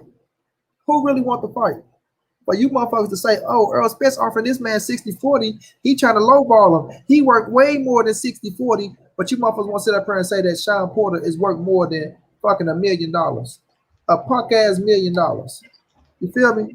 So it's just crazy, bro. It's crazy. So at the end of the day, dog, that's the fight for Bud right now, especially if Earl fight Ugas. The fight for Bud is Shawn Porter. That's the fight right there for you. Nowhere else to go. Nobody else to look to. Shouldn't be trying to find nobody else. That's the fight he should be shooting for, bro. That's the fight. But go ahead, Keith. Yeah, salute to Kwame in that super chat. He says if the fight can't get made, he needs to keep EJ name out of his mouth. He says, how can you do big business if you can't afford Porter? Hey, say it again, Kwame. He says, how can you do big business if you can't even afford Shawn Porter? Right? I mean, Keith Thurman came out and said, "Bottle want to open up that checkbook." Yeah. So how you over there talking about your man?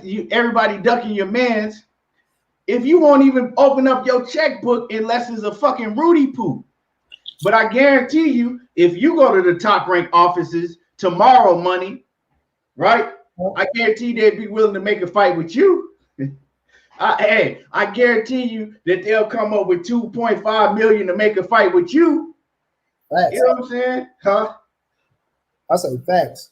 You know what I'm saying? This crazy. Bob Arum, is funny how he can always open up his checkbook when it's a washed up an opponent or opponent that's on the C level, right?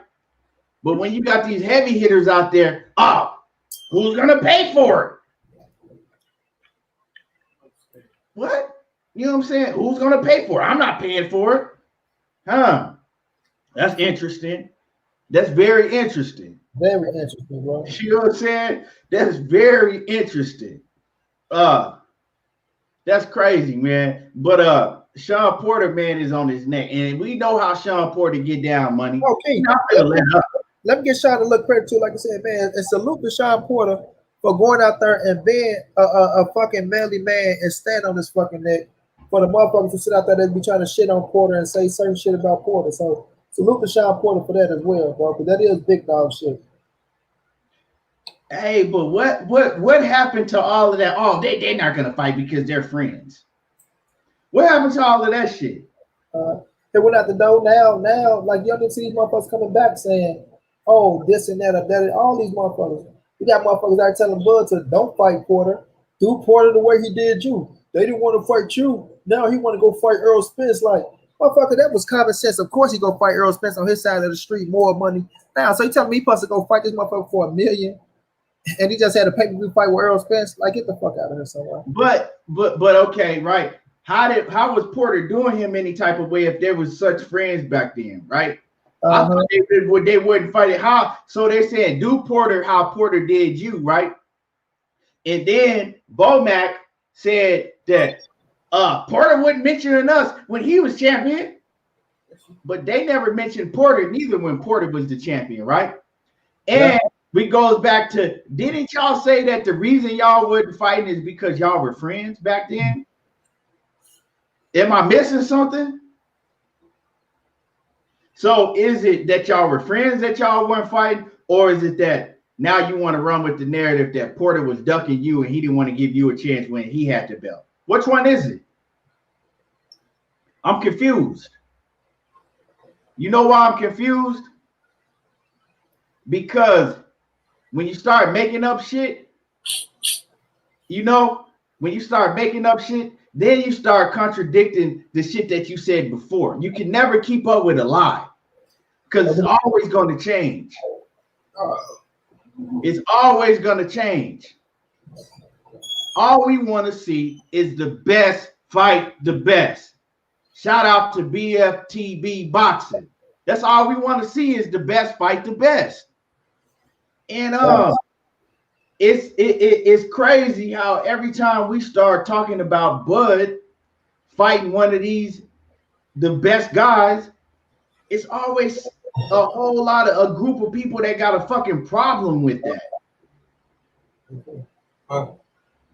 Why doesn't Shawn Porter, right? You start talking about Bob Arum taking offering Shawn Porter $1 million, right?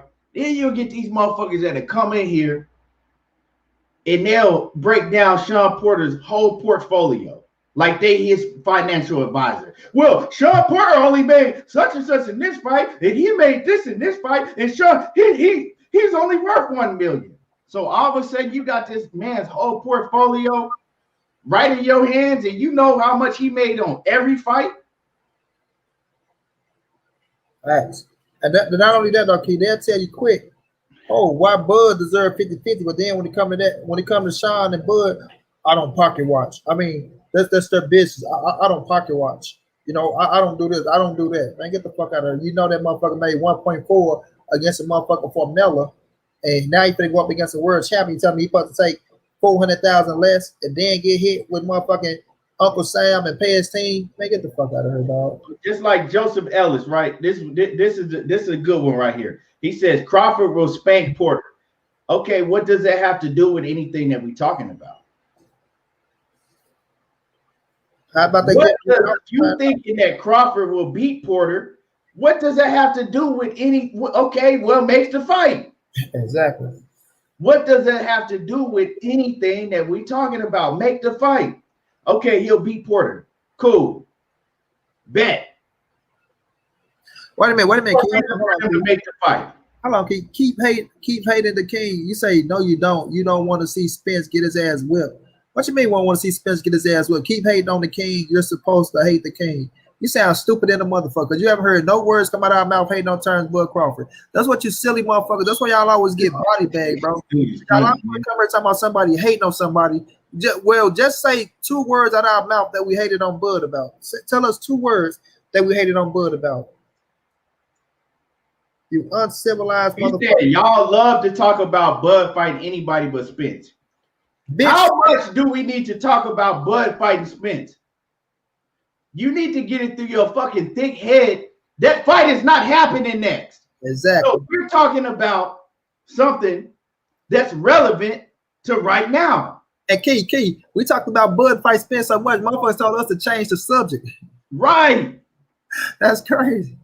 Bud's own trainer came in here and told us to change the subject on Bud fighting Spence. But this motherfucker talking about, we want to talk about everything but Bud fighting Spence. We're talking about something that can happen right now. Because I don't know if you just hopped out of a fucking hot tub time machine. Newsflash! Bud Crawford and Errol Spence are not fighting next. Oh shit, dog. These niggas. You got a motherfucker named Shawn Porter that got cornrow braids that don't pass his ear. He calling out Terence Crawford right now. You got big bow tie Shawn Porter calling out Terence Crawford right now. Facts, dog. And Shawn Porter really want that fucking smoke. Ben want it, right? And Shawn Porter can fight his ass off way better than anybody that Bud Crawford has ever been in the ring with. And got a better chance to beat Bud, right? And got a better chance than anybody Bud ever been in the ring with. Right. It sounds to me, right? This is what it sounds like to me, Money. Like I said earlier, he just proved my point. Right? These people, these dudes, they rather see. They don't want to talk about nobody but Bud and Errol Spence. They don't. It's like they want to protect Bud from being in the ring with anybody else that can give him a tough fight. Why don't you want to see your savior, your Lord and Savior in the ring with Shawn Porter? Why not? Is that not a good fight? Real. Is that not a good fight? Is your Lord and Savior, Terence Bud Crawford, in the ring with Shawn Porter, not a great fight?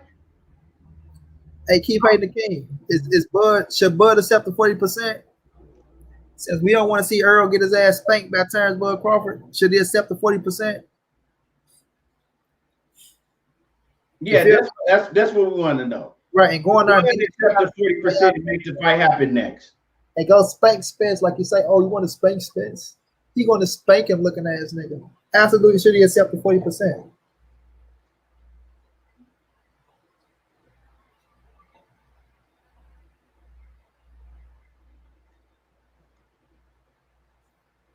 Waiting.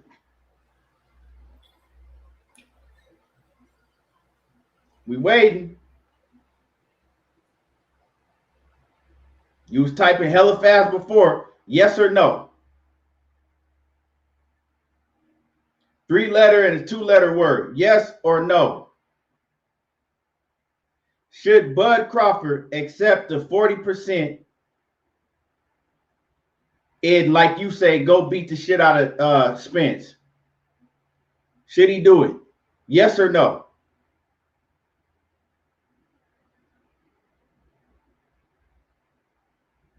Any proof that Al sent the contract, or is it just your new narrative? I don't remember. Did you? Because I know I didn't say nothing about Al Heyman sending no contract. Did you say that? While I was gone, did you say anything about Al Heyman sending the contract? Money, you on mute. I'm right, bro. Say it again, bro. I'm listening to Charlo ass. Oh, he said this dude came in here. He couldn't answer the question that we asked him, right? Right. But he comes in and he says, any proof that Al sent the contract, or is it just your new narrative? Now, I haven't said nothing about Al Heyman sending no contract. Did you say anything about that when I was gone? No, we never said no, nothing. But I said a verbal agreement. Will he accept the 40%? A verbal agreement is man to man, partner. Is man to man. But we asking you. We ain't asking about. Oh, yeah, we're asking you. Yeah, we asking your corny ass. Should he accept the 40%? Maybe he needs me to slow it down for him. You know, some people can't comprehend that well. Okay, let me take it back. We keep hating the king, right? We're asking you, right? Your Lord and Savior, should your Lord and Savior, Terence Bud Crawford, do you think he should take 40% and beat the shit out of Errol Spence Jr.? Is that slow enough for you? Yes or no? That's all I'm asking. Yes or no? What do you think? We're not talking about Al Heyman. We're not talking about fucking nobody but you. It's a yes or no question. I don't know how more direct we can get.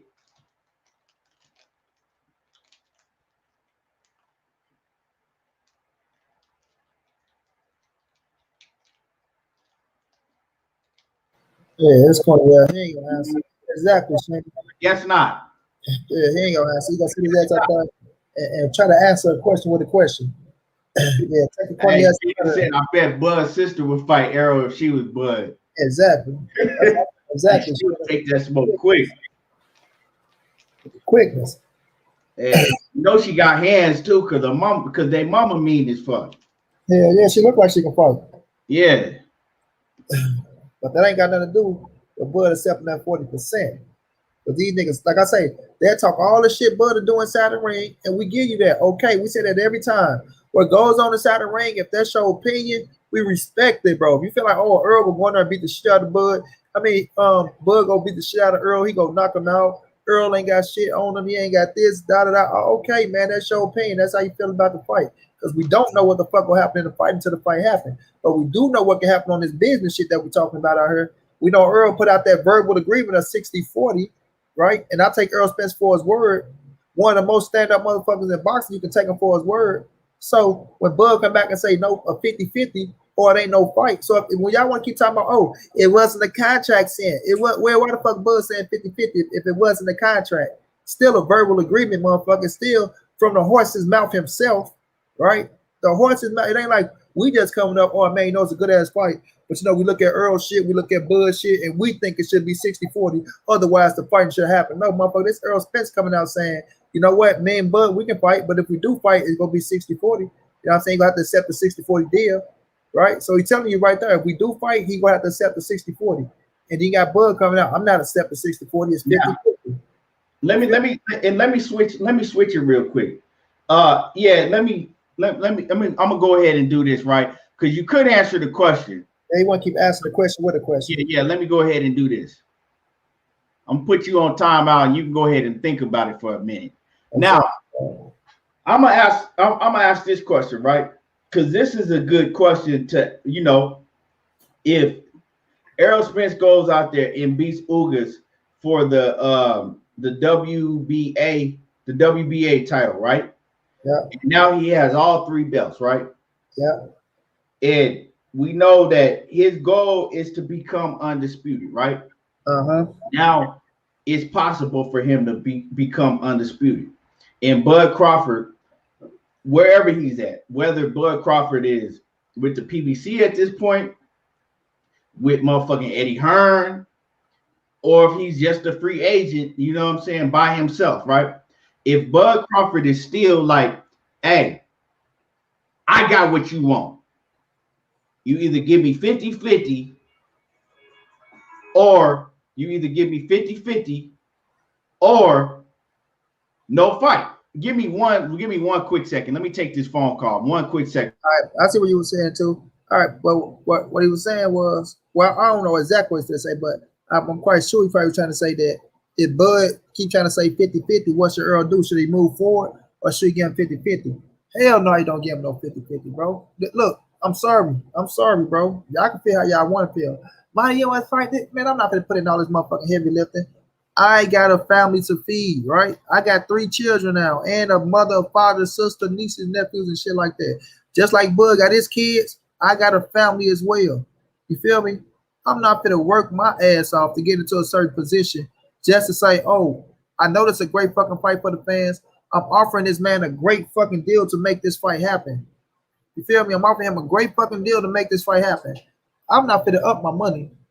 I'm not going to up my money, bro. Fuck no. I'm not going to up my money to somebody that's already trying to take food off my plate by whipping my ass and dropping my stock. You understand what I'm saying?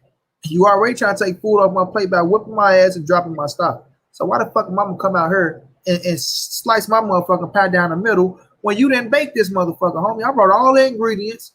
All you brought was the silverware to bake it in. Fuck no. Go ahead, can you ask your question, bro? You should ask. So basically the question was, I didn't get to hear you because I was on the phone. But the question was, right, if it comes to that point where Errol Spence, he got the 3 belts. He didn't beat Ugas. Now it's only Terence Crawford left for undisputed, right? When was the last time we had undisputed at 147? Man, so fucking long ago, bro. The last undisputed champion at 147? Shit. There was Zab Judah. Zab was the last one to 47. Yep. Zab so was been about what, 15 years or so? Probably, shit. So right, so let's just say last in 15 plus years, right? The first only undisputed champion at 147, right? And that's the only belt left for Errol Spence to get. But you still have Terence Crawford, whoever he's with, you still got Terence Crawford saying, look, you want this motherfucking belt, pay me my 50-50 or it's no fight and you don't get undisputed. Now, at that point in time, because Errol Spence's whole goal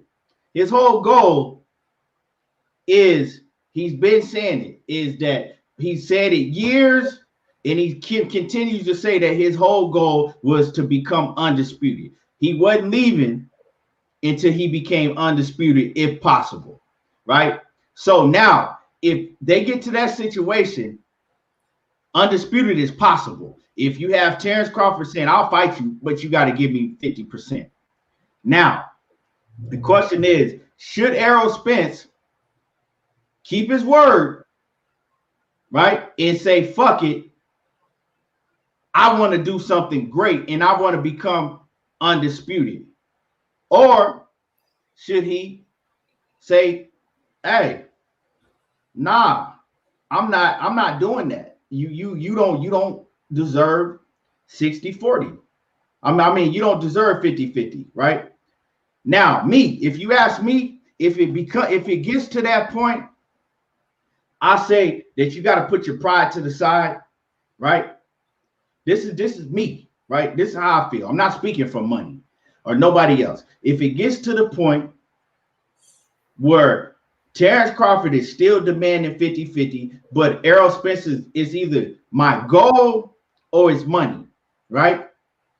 If I'm Errol Spence Jr., I think that he should say, fuck it, put his pride to the side and say, you know, we still gonna make a ton of money, but it ain't all about that because it's about what I came to the division to do. And I can make history, right? I think that he should put that shit to the side and say, fuck it. You know what I'm saying? I give you a little funky 50-50 and beat your motherfucking ass because undisputed is what I want. Undisputed is what I said I wanted.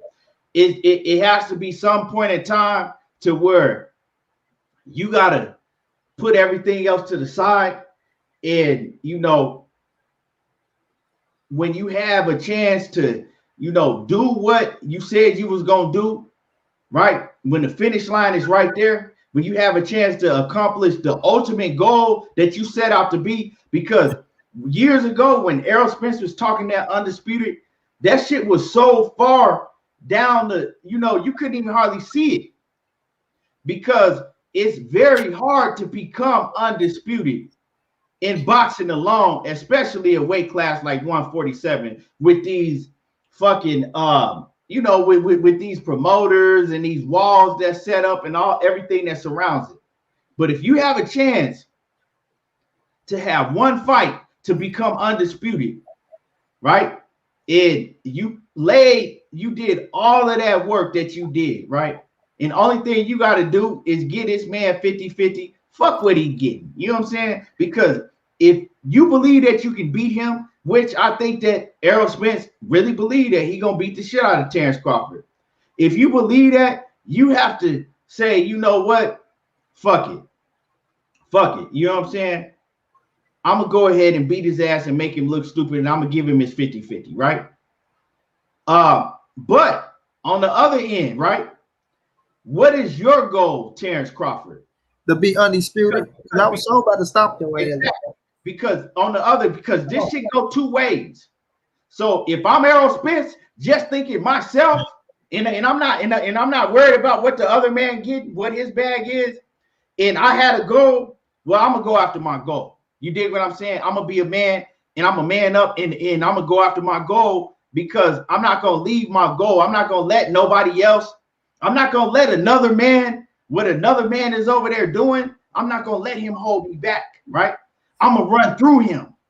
I'm gonna run through him and get what I want to get, period. But on the other end, Terence Bud Crawford, what was your goal when you came to 147? What is your goal? Is your goal to just fight a whole bunch of, fighters that nobody will remember you for 10 years down the line, 5 years from now? 10 years from now, ain't nobody gonna remember you for it? Or was your goal to become undisputed and fight the best, or at least beat the best fighter, right? To get all the belts. What is your goal?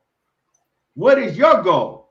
Because if you got the same goal, well, then you gotta fucking realize I haven't done what he's done in this division. So if he's offering me a 40% split, if he offered me 30%, I'm not going to let him stop me from my goal, because my goal was to have all of the straps. However I had to get him, whoever I had to face. Now, me having all of the straps at 147, and then I don't think it's ever been nobody to come up from 140 and at 147 and to be undisputed in both weight classes, for me to set myself in the history books so I can never be forgotten. If I do this, y'all can't never forget about me. They're going to talk about Terence Crawford 100 years from now, right? And that's one of my goals, right? That's one of my goals. So I'm not going to let Errol Spence stop me from my motherfucking goal, straight up. So if I got to take 30%, I got to come to reality and realize that, hey, he had the chances that I didn't have. But now I have the chance to go in there and beat his ass and get all the belts. Terence Crawford, if that's your fucking goal, you got to take that. You got to take that, homie. Ain't no fucking excuses. Ain't no 50-50. And ain't no, the fight don't happen unless it's 50-50. Because you can't let another man knock you off of your fucking goal if your goal is right there in front of your face and that's obtainable to you, right? If it's obtainable, you can't let him stop you. So that's how I feel both ways. But if Terence Crawford, right, if he is cool with just doing some mediocre shit, right? At 147, if he cool with just doing some shit at 147 that ain't nobody gonna remember 10 years from now, well, that's cool. Stay on your pivot and stick to that 50-50 shit. You know what I'm saying? Stay on your pivot and stick to the 50-50, but it go both ways, but you know, Errol Spence, it's no argument who deserved what. Errol Spence deserved the bigger slice of the pie, period. But it's gonna come down to really, it's gonna come down to he's gonna have to make the decision, right? He's gonna have to make the decision is, you know, hey, do I wanna, you know, go for my goal, or do I want to be the businessman and you know, do what's really right, because make him earn what's really right. It just all depends, and you know, it's gonna come when if he beats Ugas, Errol Spence is gonna have to ask himself that, right? And if he beats Ugas and Errol Spence has all of those belts, Terence Crawford is gonna have to ask himself that too, right? Do I want to make history, or do I want to fucking just stick to this 50-50 shit and never, you know, and continue to do what I've been doing in my career and go to the Hall of Fame, but ain't nobody gonna remember who I fought. That's what it is. That's how I feel about the situation. Go ahead, Money. That was a two-sided situation, but I see what you're talking about. But that shit don't apply to Errol Spence. That shit applies to Terence Crawford. I get what you're saying, but it ain't like a motherfucker like me and you, right? So that's like, okay, right. I got these motherfuckers over here. Let's just say, and Keon over here, Keon fighting all these tough motherfuckers, but I'm just gonna sit back, right?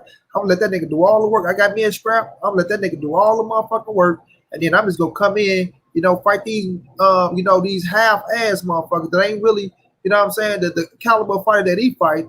You feel me?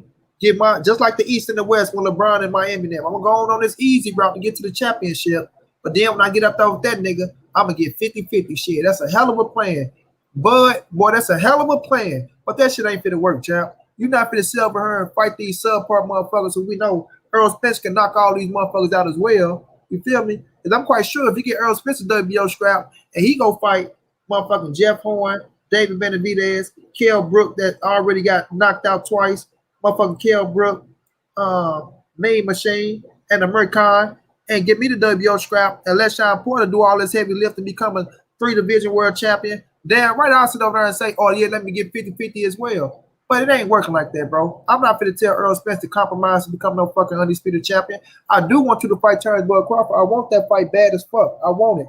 But if a man deserves something, bro, that man deserves what the fuck he deserves, bro. He do deserve it. Yeah, that's about yeah.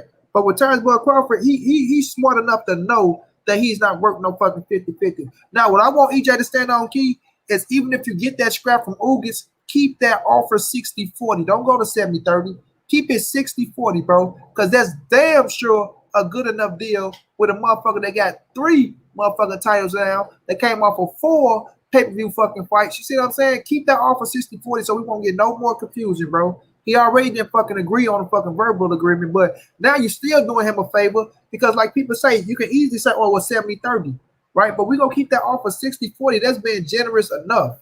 That's being generous enough, bro. Because going for 50-50, and I feel what you're saying, though, like, fuck, I'm going to compromise. But no, because guess what, Keith?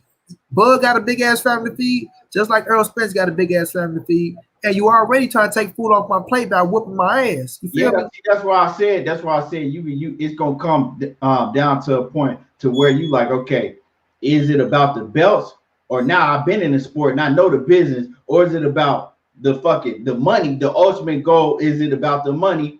And you know, I think it's about generational wealth. What is it about? Right, because you work your ass off to get to this position. Like, this is my biggest fucking payday, and I'm supposed to give it up for you? No, sir, bro. Like, if you got to be real about this shit, bud. Now, it's going to be a fight and 1 title away from history. A fight and 1 because you still making history, become a 3-division world champion. But it's going to be a fight and a title away from history with a name that we all know that it's a valuable fucking name, and it go the same for Bud Crawford. Bud Crawford got to understand, like, bro, if you getting 40% from a motherfucker who did all the heavy lifting, you still in a great fucking position, dog. For you to get right here to fight Errol Spence, you didn't have to fight no Shawn Porters, no Danny Garcias, no Mikey Garcias. You know what I'm saying? Like, none of this top shit at 147. Okay, well, now your ass getting compensated for what you did at 35 and 40, because you really ain't getting, you just got the title at 47, You feel me? You getting compensated for what you did back then, and all these people, oh, you the pound for pound champ, this and all that shit. You getting compensated for those things because at 147, bro, you did not do the same shit that this man has done. You feel me? And I tell people all the time, shit, why did motherfucking Julius and I go get 50-50 with Bud? He wasn't gonna cut that shit short and say, you know what? I want to be undisputed. Yeah, So you know what, Julius, I'm gonna give you 50-50, bro. Just so fuck now. You got that motherfucker what he got, and you got what you got because your ass was the big name and the bigger draw. You feel me? So you can't, Bud, you can't do that shit. You can't try to have it your way, bro. And you are, and you know the business, bro. You know, Bud know damn well in his head, bro. If he put that ego shit to the side, he know that it's not a 50-50 fight, bro. For his business side, I ain't talking about in the ring. You know what I'm talking. For us, the business side, he know damn well, bro. That man Earl Spence deserved the biggest share of the money, bro. So it's gonna come down to him putting his damn ego to the side. And as much as I hate it, as much as I'll be like, damn man, you feel me? I want the fight. If he do the 50-50, I'm not pissed off at him. You feel me? But I'm saying if the man don't, if he doing everything in his power to say, look, I'm giving this man 60-40 to make this fight happen. And if the fight don't happen, the Earl say, fuck it, I'm gonna drop these motherfuckers and going up to 154, or I'm gonna go in another direction and fight this person, maybe a Thurman because Bud ass don't want to fight. You feel me? Then I'm gonna do that. But it's up to Terence Bud Crawford motherfucking ass to say, fuck it, man. Like the same shit that you was saying, Keith. Let me put this shit to the side. This is a big ass opportunity to become undisputed at 2 divisions, right? Still making a lump sum of fucking money, fighting the best at the division. This is my marquee fight that I've been looking for. This really solidified me at the Hall of Fame right now. If I beat this motherfucker, Earl Spence, he beat all these motherfuckers. People looking at him like this, that, and the third. You know what I mean? That really solidified me now. So he got to put his motherfucking ego to the side and accept that shit. You know what I mean? Because if Earl get that third scrap, this man, if any motherfucker said in the 60-40 fight, then miss me with that bullshit. Y'all just don't want to see this shit. Y'all just don't want to see it. But it comes down to Bud Crawford understanding, bro. That man did what the fuck he had to do to be in position. He fought all the fights that I want that I couldn't get, no matter how he got them. He's sitting at the top of the food chain. Even your fucking network, even ESPN got him as the #1 welterweight.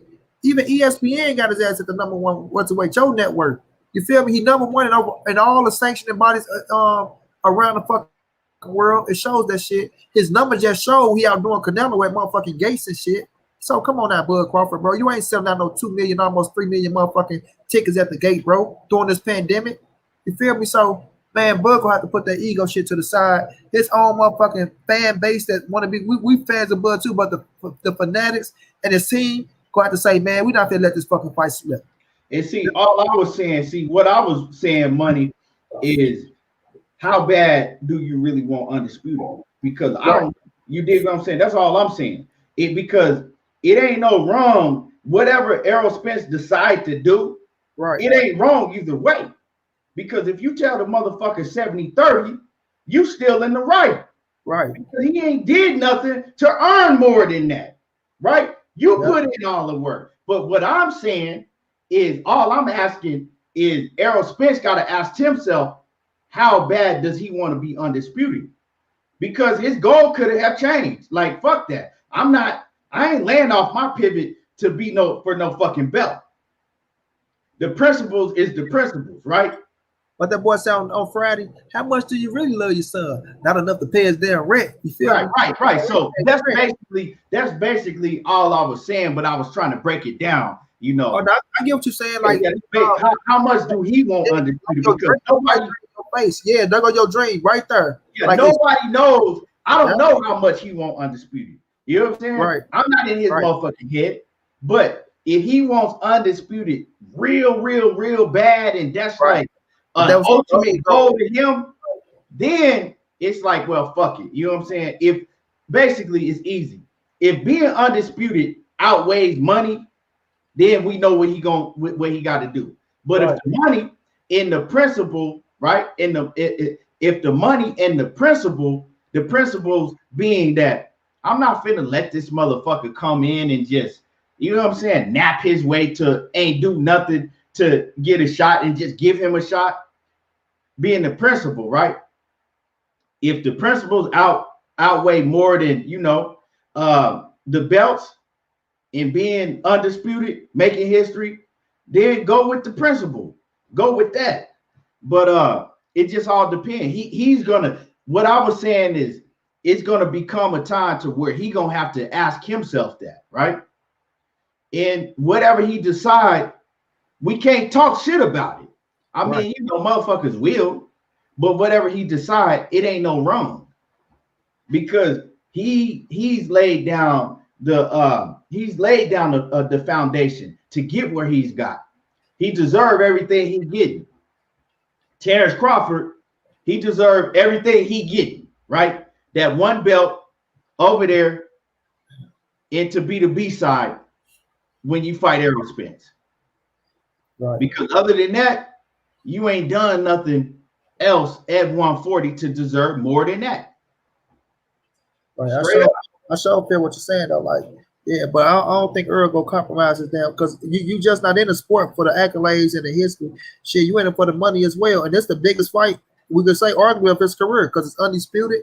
It's Terence Crawford. It's supposed to be my biggest payday of my career. And it's damn shit gonna be Bud biggest payday of his career. You know what I'm saying? So I want what I'm deserving, bro. Like this professional sports. You know what I'm saying? I work my ass off. My work shows it. The number shows it. You know what I mean? It's only right. It's only right. So if Earl, like you say, if he don't want to compromise, be like, you know what, man, I'm not going to compromise 13, 14, $15 million. That should have been my bank account. Knowing I got 3 kids, my 2 daughters, my little boys, and probably have more after that with a family. You know what I'm saying? You got to respect that shit. And Bud got to say, because if it was me personally, I would say, fuck this motherfucker. I ain't giving you shit. Facts, you ain't finna, you know what I'm saying? You're not finna have a smooth fucking ride to come over here, you know what I'm saying, have me put in all the work. If that was me, that's what I'll say. I'll say, fuck them belts. And then think about this. Just think about the Bud win. That's how I am. That's just how I am. I just be like, fuck that funky ass belt you got. Exactly, bro. I'll go to 154 and become undisputed. Fuck you. Exactly. Think about this, Steve. Think about if Bud wins at that, though, bro. Just think about if he wins, right? Then what? Do I come back? Do I get a rematch? Do I get 50-50 in a rematch? I promise you that motherfucker ain't giving Earl no 50-50 in a rematch. Bob Arum ain't gonna let it happen. And he might be a free agent. He not gonna let it happen. I mean, why do you get 50-50 and I'm the undisputed champ and you're not the champ? See what I'm saying? So come on, bro. Come on. All right, you ain't compromising your money. Just like Bud ain't gonna compromise his money to make nobody else happy for no. But see, this is what I don't understand, right? When and now, you know, to get on Bud, this is what I don't understand. You saying that, right? Bud is saying that he's food and laughing and grinding his hands and clapping, and then Team Bud is talking about that they guarantee he gonna knock Errol Spence out. That shit is easy. It's an easy fight for them. If that's an easy fight, I don't understand why 60-40 is even why you even got to think about that shit, right? If that's easy money, why do you even have to think about taking 60-40? That should be an easy decision. But see, that's how these people would like. That's how you catch fighters lying, right? Because it was easy, he would have been and jumped on that shit. Because it ain't no fucking way in his brain that he can really, really think that he's done enough to deserve 50-50. It ain't no way. It ain't no way that nobody around him that's telling him that those lies really believe that themselves.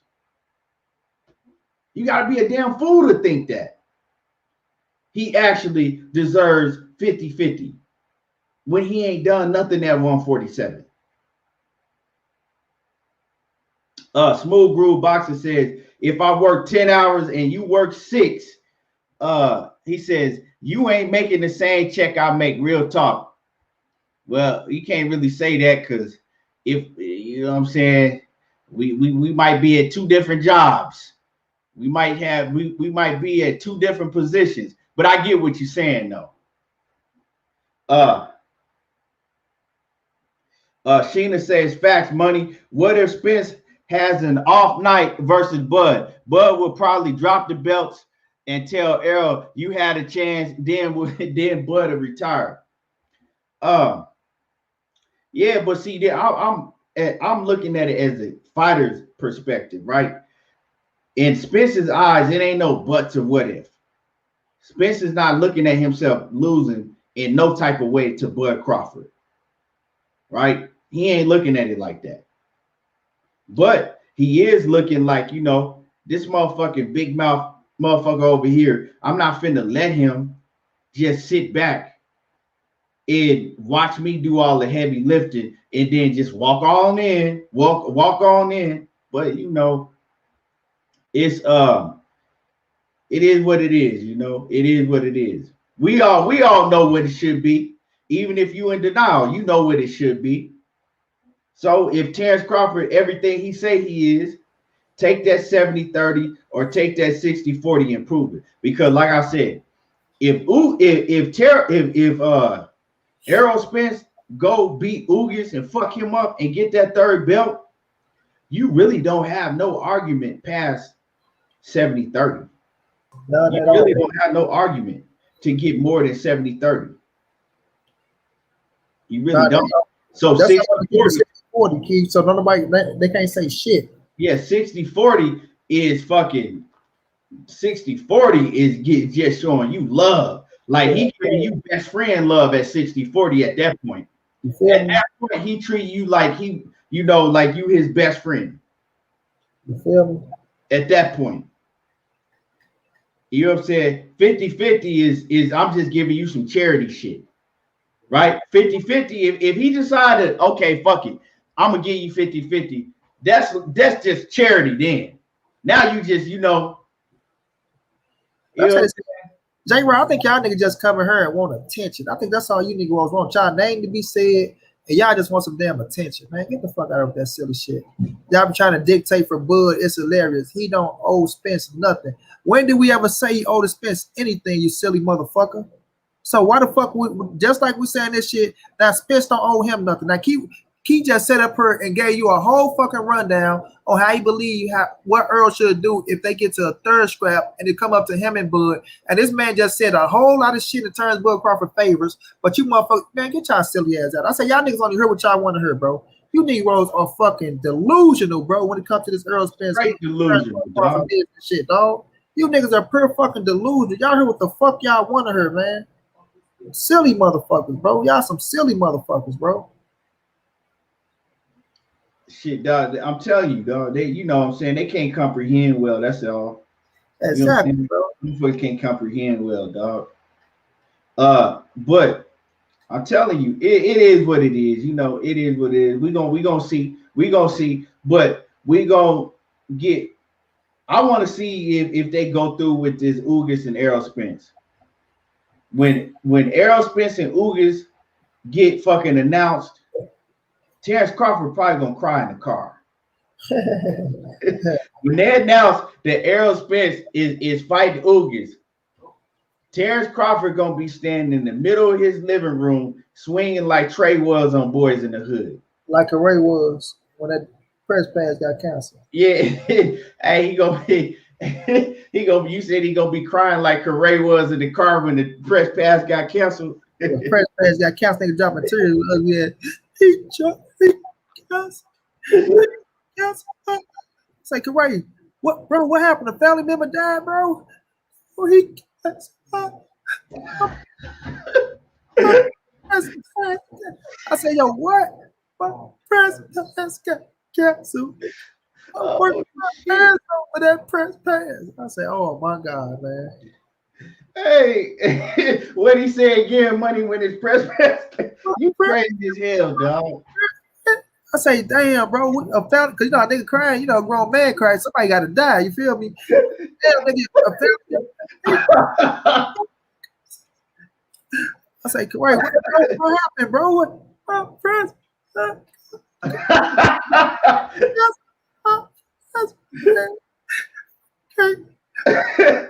I'm like, God damn, this nigga crying over press fans, dog. Oh shit.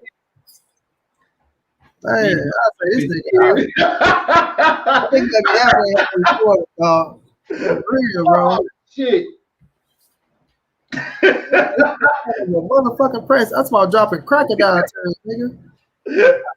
This nigga here, bro.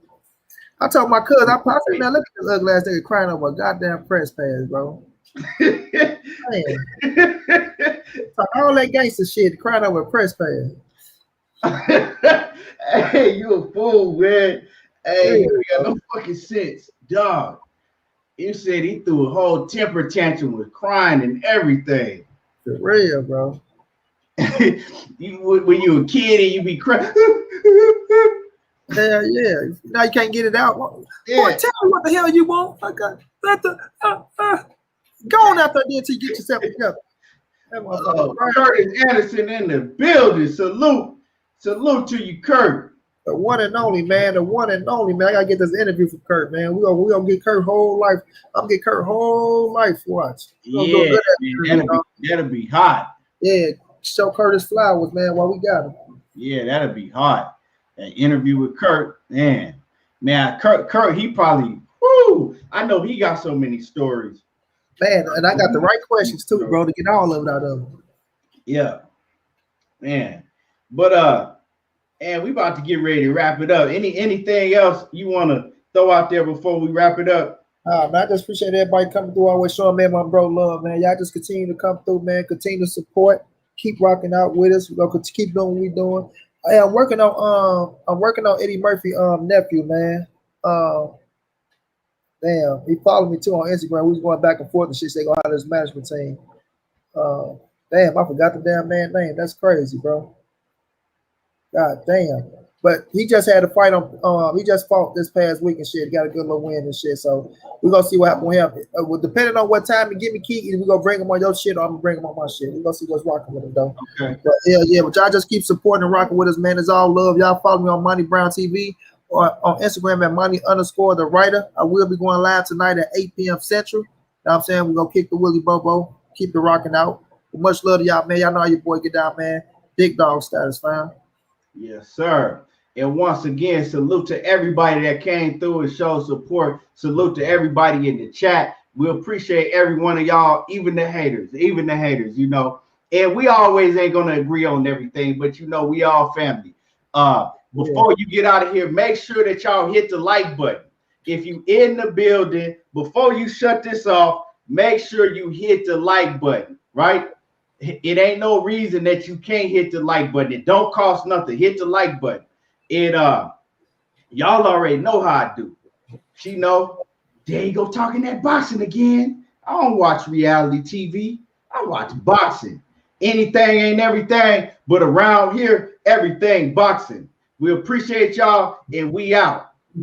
We out. And Shayna, let me say this, Shayna, I'm chasing you, girl. I bet I'll find nothing dropping in the middle of them legs. I better not. You hear me? I better not. Nah, Kurt fuck with Shayna talk, brother. Shayna talk, I'm a sister. I'm not no brother, Kurt. My time chasing you, girl. You get in that room and something dropped to your knees. We gonna be wrestling in that damn thing. Hey, you a fucking fool, dog. Oh shit. Love, Shayna, baby. Peace love. Yes, sir. And peace to everybody. We go over to Blue Blood Sports TV. Everybody go on over to Blue Blood and Blue Blood on right now. Yes, sir. I'm heading on over to Blue myself. Yes, yeah, we out.